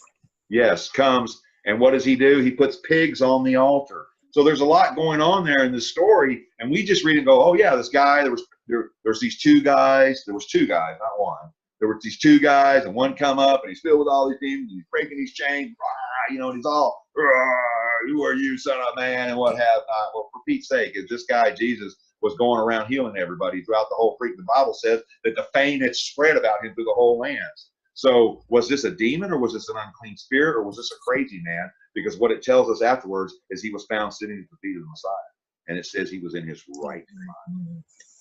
So I'm not saying there's not demons. What I'm presenting to my brethren is to take a chance at looking at things from a different perspective And here's what I'm gonna end with this, and then everybody, whatever you think or wherever you're at with it. Where do these spirits come from? We have nothing in the Old Testament telling us about demons, but in the New Testament we have a Greek language that talks about demons. But then in several places where it used demons, it also uses devils, and it also uses spirits. So actually, you have 3 different words that are translated from one word out of Greek: devils, spirits. It depends on the context and how they translated it. Remember, these were translated. I suggest do your own translating, because there's a lot to be learned there. Okay, so watch. 1 Kings chapter 22, verse 20. 1 Kings chapter 22, verse 20. And Yahuwah said, who will persuade Ahab that he may go up and fall at Ramoth Gilead? And one said on his manner, and another said on the other manner. Who are we talking about? Who is Abba talking to? It says in verse 19, and he said, in here, now this is the prophet speaking. Now hear what I saw. I saw Yahuwah sitting on his throne, and all the host of heaven standing by him on his right hand and on his left hand. And Yahuwah said, who shall persuade Ahab? Remember who's King Ahab is, right? This is Jezebel and Ahab. We're talking about that people, the prophets of Baal, right? And Ahab's now caused he's caused Israel now to go against the father. He's caused him to go into idolatry, right? And I was pretty upset about this. And so Elijah comes to him to basically prophesy, not only are you going to die, but Jezebel's going to die too, and the dog's going to lick your blood up, right? Ahab eventually pleads with Abba to give him more time and not end his life. And anyway, he said, and Yahuwah said, there's a council of all the host of heaven. That's what the scripture says right here in 1 Kings 22:19. So all the host of heaven, every spirit that's been created was before Yahuwah. And he's having a meeting, right? And the prophets are taking the minutes down of the meeting. That's what's going on. Monday meeting. It's a Monday morning meeting, right, with the Father. So, which is, I will say, second day meeting with the Father. And Yahuwah said, who will persuade Ahab that he may go up and fall at Ramoth Gilead? And one said on this manner, one of these beings said, well, we could do this. And another said on another, well, no, what if we did this? So he's having a conversation with his creation, with his angelic beings, right? And there came forth a spirit. Wow, that's good, because that word there is ruach. And stood before Yahuwah and said, I will persuade you. I'll do it. And Yahuwah said to him, well, how are you going to do it? He says, well, I'll go forth and I'll be a lion spirit in the mouth of the prophets. This is at the throne of Father. And he said, Yahuwah said, you shall persuade and you shall prevail. Also, go forth and do so. Now, therefore, behold, Yahuwah hath put a lion spirit in the mouth of all these your prophets, and Yahuwah has spoken evil concerning thee. That's 1 Kings. You have to go read the whole story yourself. So, earlier I said, I believe in unclean spirits, and I believe in spirits. It doesn't tell us right there that spirit that's going forth to be a lion tongue. It doesn't tell us it's an evil spirit. As a matter of fact, it tells us that Yahuwah did it. And Yahuwah said, not only do it, but you know what? Yeah, do that. That's a good idea. It'll prevail. This will work perfectly. This will be, yeah, go do that. And so we get to the New Testament and we have these different people. And these people are in all these regions where they've been worshiping all these gods, all these Elohim. I don't want anybody to get upset with me, the words I'm using. I'm trying to use words that other people can understand. And we have in Matthew chapter 4 where these epileptics are brought, and these people with devils are brought, and all these sicknesses are brought forth. And everybody assumes that demons are demonic. This ain't on you, Miss April. Nephilim, departed body, spirits of the children of the angels. We assume that because of 2 books that read that way. Nothing else in any historical context other than other nations who believe that kind of stuff, right? And so we assume that's what's going on there. And yet when we read like the word epilepsy there, and we think, well, that's just a sickness. The other one says devils or demon or whatever. Well, no, epilepsy, that word translated there is lunatic. That's what it is. It's a lunatic. And it goes back to the worship of the goddess Luna. It goes back to idol worship. It goes back to their form of worship. Now, idol worship is idolatrous Babylonian worship. And you see throughout history, when it came to people who worshiped these other gods, they were well known for hurting themselves, throwing themselves into fires, throwing themselves into water, cutting themselves severely, sacrificing their children and what have not. So was this somebody who had epilepsy and so they were full of demons? Or was it they were a part of a practice in a certain belief system, and the father's bringing his kid going, look, my freaking kid is, I don't know what he's doing. He's throwing himself in fire, he's throwing himself in water. I don't know what to do. And so they pray, and they've already had power. Remember, the disciples have had power to go out and pull out demons, and yet they can't do it. And then he gets onto them and he begins to talk to them about how they're not being good believers, you generation of unbelievers. That's what he tells them. I think it's something to that effect. I don't have it right in front of me and stuff. And he says, but if you had the faith of just a mustard seed, you could say to this mountain. So here's one of those areas where we can have multiple layers. What mountains? What's he talking about? Is he talking about mountains like high places? Like this is idolatrous. You could have, if you just had the faith of a mustard seed, you could speak into these people's life and relieve them of this idolatrous practice where lion spirits have been sent as a great delusion into their life. But because you don't understand this, you're going to have to pray and do a lot of fasting. Because what happens when you fast and you pray? You get understanding. You get what? Understanding. You get understanding. You get revelation.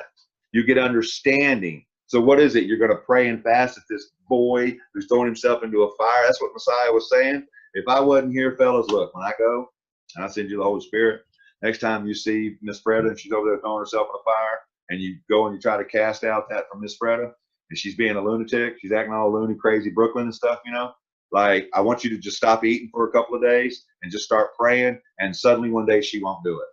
Because nowhere are we told that that's what fasting does for us. Fasting brings us revelation. So maybe the revelation is he's trying to teach them something about the practices of the people. And I am just suggesting that. I'm not laying it out, and I'm not saying that there aren't Nephilim spirits. I'm really hesitant on that idea. I really, really am.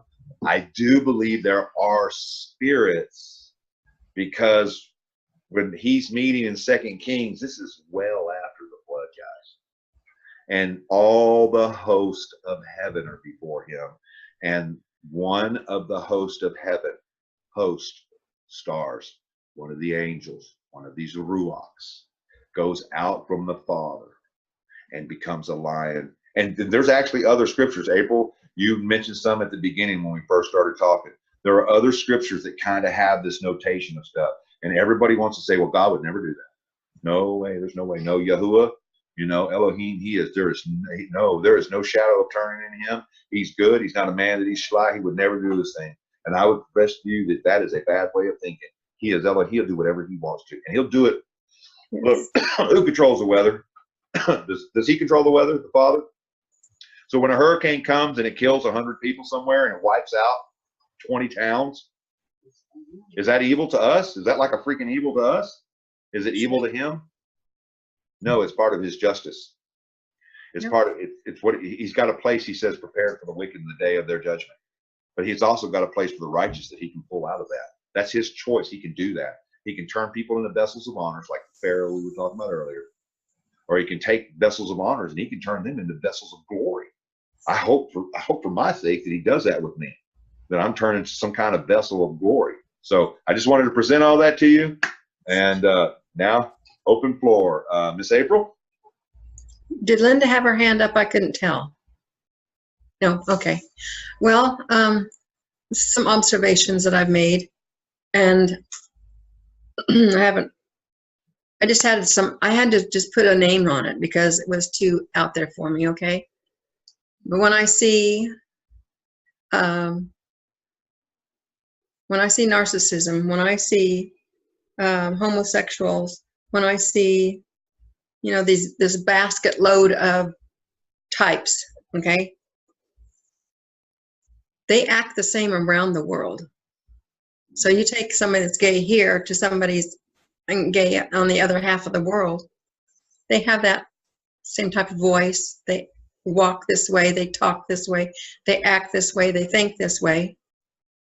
It has to be a demonic power. That's kind of a region, not region like in landmass, but in character. Collective, What's that? like a collective thinking? Yes. Collective. Yes. Yeah, like it's a darkness of a certain type. And so I had to put some kind of understanding in my head with this, because I'm seeing this worldwide. It's not just in a person, but it's universal. And I can, my my wrath comes up inside of me as, how dare you? And I think our Heavenly Father, if he's a good father, feels that same way too.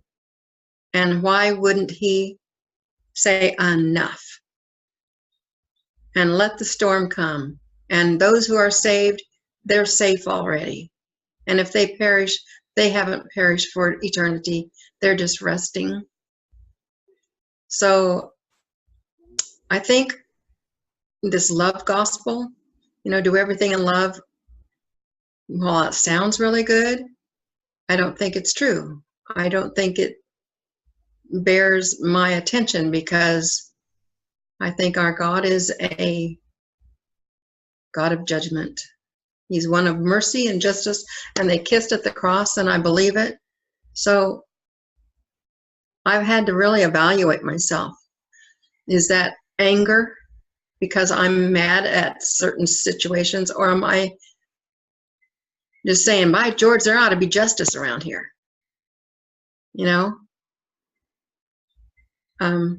So that when it comes to Nephilim, I was thinking, okay, this type perhaps was in this character group, and so they're still seeking bodies to inhabit. And when you let yourself go and you don't seek Yah, there's only one other spirit that can fill. And if you're seeking this, whatever you're seeking, not Yah, the other one will fill you up of what you want. What are you seeking? Well, I'm seeking, you know, sexual pleasure. So I'm going to go outside the boundaries of what the Bible says, because I'm so confused. You know, I don't know who I am. I don't know if I'm a man or a woman, or what is it, 96 things now that you can be. You know, it's crazy. Yeah. Yeah. I was agreeing with you. I'm sorry. I didn't mean to interrupt you. No, you didn't. I'm done. That's good. Sister Linda. I agree with AP on the fact that I do see these as spirits. In fact, I have witnessed, like, for example, when there's a disagreement with people and they turn around and they start yelling at you and become accusatory, that is a spirit. And like she said, these people could be in totally different parts of the world and they're acting exactly the same way. So, like the Bible says, when people aren't in Elohim, he delivers them over to this reprobate spirit. And depending on whatever deadly sin you're engaging, you know, I think there's there's markers for things, just like in a disease. You understand what I'm saying? You look at the markers, like you say, okay, you know, let's see, this person has an ear infection and they have runny eyes and a runny nose. So we know that it has to do with the ears, nose, and throat. You understand what I'm saying? It has markers. So different diseases have markers, just the same way that different, let me see, choose my words wisely here, belief mechanisms also have markers. Because just like there's a physician for the flesh, Yahusha is this physician for the spirit. So I'm thinking that it's very much the same way, in the way that, you know, this is what's wrong with you. You know what I mean? Mhm. Am I making any sense here? Absolutely. You want to see? Because Go ahead. No, go ahead.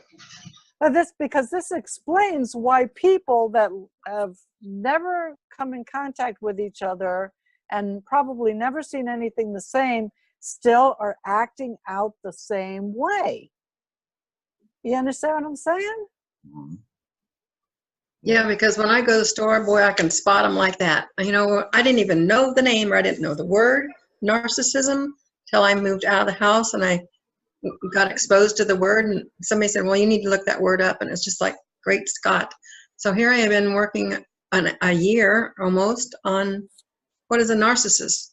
And you, like you said, you can pick up, you know, they always lie. Even though they don't have to lie, they lie, you know, and they're always seeking self and to promote self and put self first. And well, I can spot them in the store. Their necks are stretched out. They're treating their wife or girlfriend like dirt, you know, just all this stuff. And it doesn't make any difference what nationality they are, because we live around a university and a fort. So we have people from all around the world. It's the same thing. Yeah, it's the same thing. And when Terry was talking about all these things, I was thinking, you know, like as in heaven, so on earth, correct? So even though the hierarchy in heaven is holy because men are sinful, okay, their hierarchy is sinful. So Father's basically saying, when you see these things, you know that this is not from me. So when these governments are forcing their will upon you, and it is not for your benefit, that is not a good thing. You know, they'll lie to you and they'll tell you, oh, this is for the benefit of all of you. But you have to ask yourself, is it really? Or is it really another agenda that is hiding? And it always comes back to money, because it's not money that is the issue, it's the love of money. Money is an adamant object just the same way an idol is. That's right. So That's Terry, Yeah. sorry. I got this image of a baby or a toddler when you were talking on these things, and separating the idea of a demon or a demonic spirit or an unclean spirit or flesh. And when babies come out and deal with toddlers all the time, they don't. It's just natural for them to act out or to yell or to say no. And I see that in adults, those same attributes in adults, acting out in that way. So I can see how I try to follow as best as I could, but I also had the question of like the Nephilim. Well, what was their purpose to follow Hassan down, to help cause chaos? So there's basically three separations between the flesh, unclean spirits, or the Nephilim, and trying to decipher what that means to me in my walk and how to confront those different things to tear down the strongholds that I've placed in my heart or in my life. Am I on the right path? Yeah. You're on a, yeah. Listen, when you read just the Bible, the only thing Nephilim you're going to find is Nephal. It just means fallen. That's all it means. Nephilim is actually used throughout the Old Testament for all kinds of things. It has no demonitive meaning whatsoever to spirits or anything like that. You find Nephilim in books outside of what's written in Scripture, and then most of the places where you find that, we only have what are called pseudographia works. We don't have original works. They're filled. That means that they found fragments of books here and there, and then somebody filled in the blanks in between. That's what that means. Okay? And it also means that they don't know who the author is, because the author, like the Book of Enoch, great book to look at, right? It's cool to look at, but we only have fragments of Enoch. And so it's a pseudographical work. And so somebody had to kind of fill in the blanks. The question is, who filled in the blanks, right? Mhm. Where did those things come from? So like, let's go back real quick. I want to read something about homosexuality. I think the reason people act the same way around the world is because there's no temptation that's not common to all men. Right. And no matter where they are, men and women are the same. It doesn't matter where they are. We all have an inherent, it's within our DNA to act a certain way. That's what it is, because we have a fallen nature about us that goes, for me, all the way back to Genesis, right? So we have a fallen nature of the flesh. So like in homosexuality, let's see what Paul, now I'm a big fan of Paul, but let's see what Paul says about that kind of stuff, right? He says, for the wrath, this is Romans chapter 1, verse 18. For the wrath of Elohim is revealed from heaven against all wickedness and unrighteousness of men who suppress the truth in unrighteousness. Because that which is known of Elohim is manifest among them, for Elohim has manifested it to them. So Elohim's not hiding anything from anybody. There's no secret things that people are, that's what Paul's trying to say. For since the creation of the world, his invisible qualities have been clearly seen, being understood from what he has made, both his everlasting power and mightiness, for them to be without excuse. Because although they knew Elohim, they did not esteem him as Elohim, nor give thanks, but became vain in their reasoning. So here we're going into the vain, empty thought again. Their undiscerning hearts were darkened.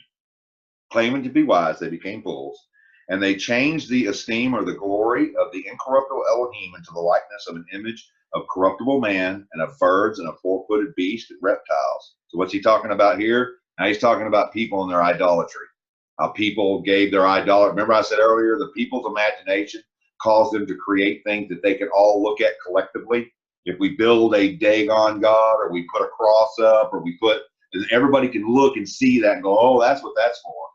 Instead of everybody just running around trying to figure out what it is. And so back in the old times, when people did, they would use trees and decorate trees, right? They would carve things out like totem poles and stuff like that. They would use all kinds of things. They even drew them on the earth. You can see big pictures of like down in Chile and what have not, where they've got creatures that are, a mile long that they say, well, no one can see that from space. There must be aliens and stuff. And it wasn't. They were giving worship over to created things and giving them power in their religion. Therefore, because people have thought this way, Elohim gave them up to uncleanness in the lust of their hearts. The lust of their hearts, not spirits, but in the lust of their hearts.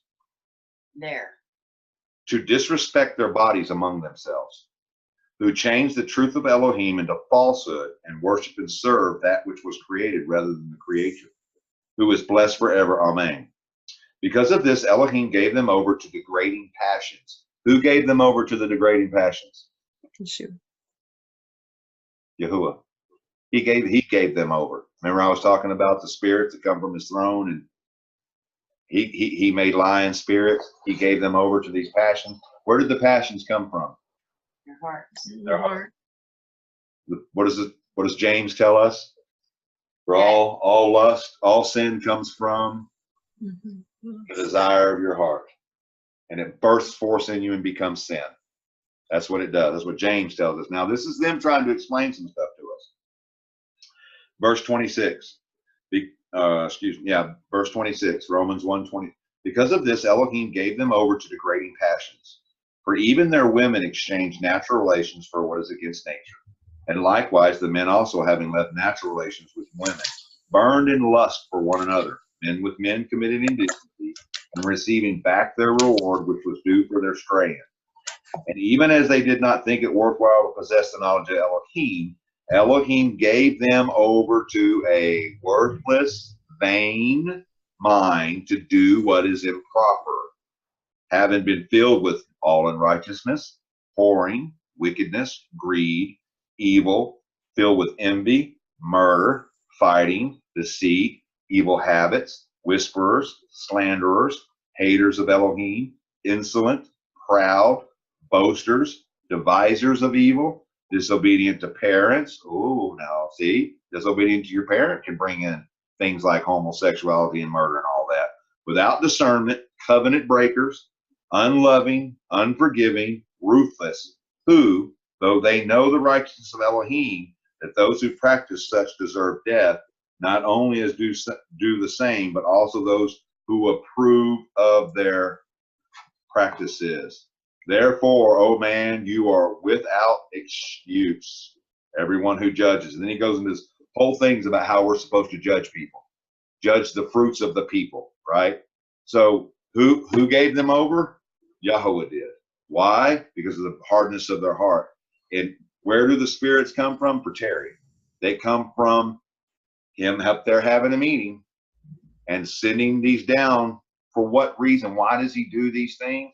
Because he has appointed those whom are saved. It says in the book of Acts that when they began to preach Pentecost, that all whom had been appointed to salvation came to the knowledge. All them who had been appointed came to the knowledge of Yeshua HaMashiach. All them who were appointed. So there is now I've told you guys I'm kind of a predestinate person. No, okay? Because the scripture talks about that. He has an appointed allotted number. He has a fullness of the Gentiles. That's an allotted number. He has an appointment of the remnant. That's an allotted number. How does it work? I don't know if it's like Calvinist exactly or something like that. Or, I'm not saying that. I'm just saying he's got, the scripture says, a body you prepared for me. And this New Testament tells us we are that body. So he's prepared a body already. If you're part of that body, you will come to the knowledge and the salvation of the Father. That if you're not a part of that body, he will turn you over to all this other stuff. But all of it comes out of the desires of our own heart. We don't need Satan to make us sin. We choose. Eve sinned first. It wasn't Satan who made her. He didn't like get her in a headlock and like, come on, Eve, freaking eat that apple. I know it wasn't an apple. I'm just saying. But he just talked to her. He just changed he just brought a little bit of doubt in. There was no demons. There was nothing. Just the spirit being. Did he really say that? First command he gives you is food law. Come on. You can eat whatever you want, man. Then you'll be just like him, knowing good from evil. There's the key to everything. Knowing good from evil.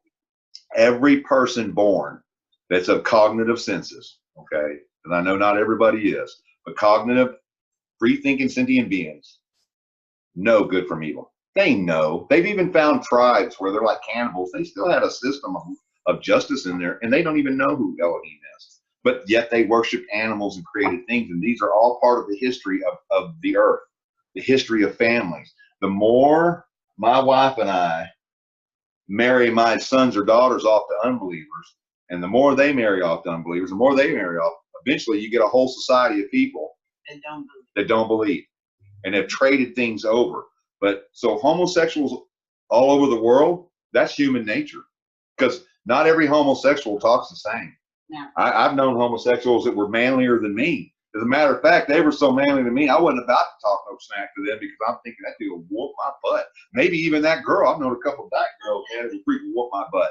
But then I've known some gay women that are just as feminine and just as womanly, and you wouldn't even know if they didn't tell you they were lesbian. You'd have no idea unless they told you they were like that. So I don't know that everybody's like that. I would say that in this world we live in now, that because of media and TV and things like that, that it's very apparent how people are acting. And so you have different levels of homosexuality, just like you have different levels of murder. Though they commit the act of murder, you have sociopaths, you have, though you have the guys who like eat people and, murder and eat people, put skin on them from other people. You have some people who go to war and kill people indiscriminately. That's murder. To me, that's murder. I mean, you indiscriminately kill a man, child, or a woman in war, you're killing, you're murdering somebody. I don't care what your excuse is and stuff. But you'll have to answer before Father, and if you were doing what you were told to, I suppose. That's I'm not going to judge that. You know what I mean? So many war vets have such problems. Yeah.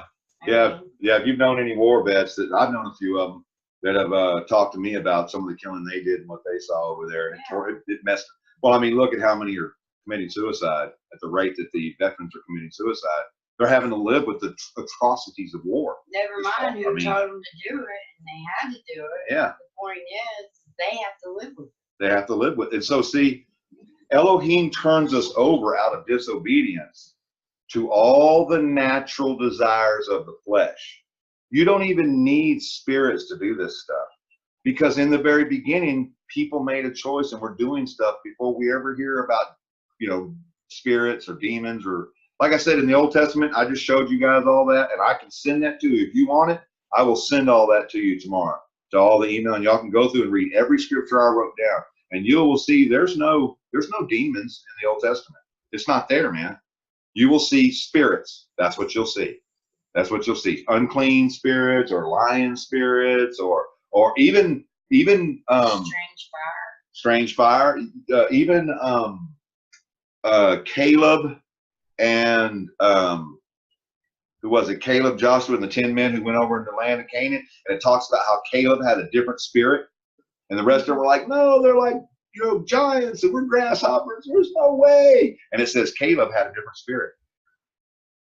What spirit did he have? You see, what was it? A bad spirit that was in him? Or sometimes this spirit is talking about his spirit, his behavior. He had a different, like, no, man, we got this. No, we can do this. Yahweh is with us. Who's going to stand against us, man? I've got that spirit going on. While the rest of them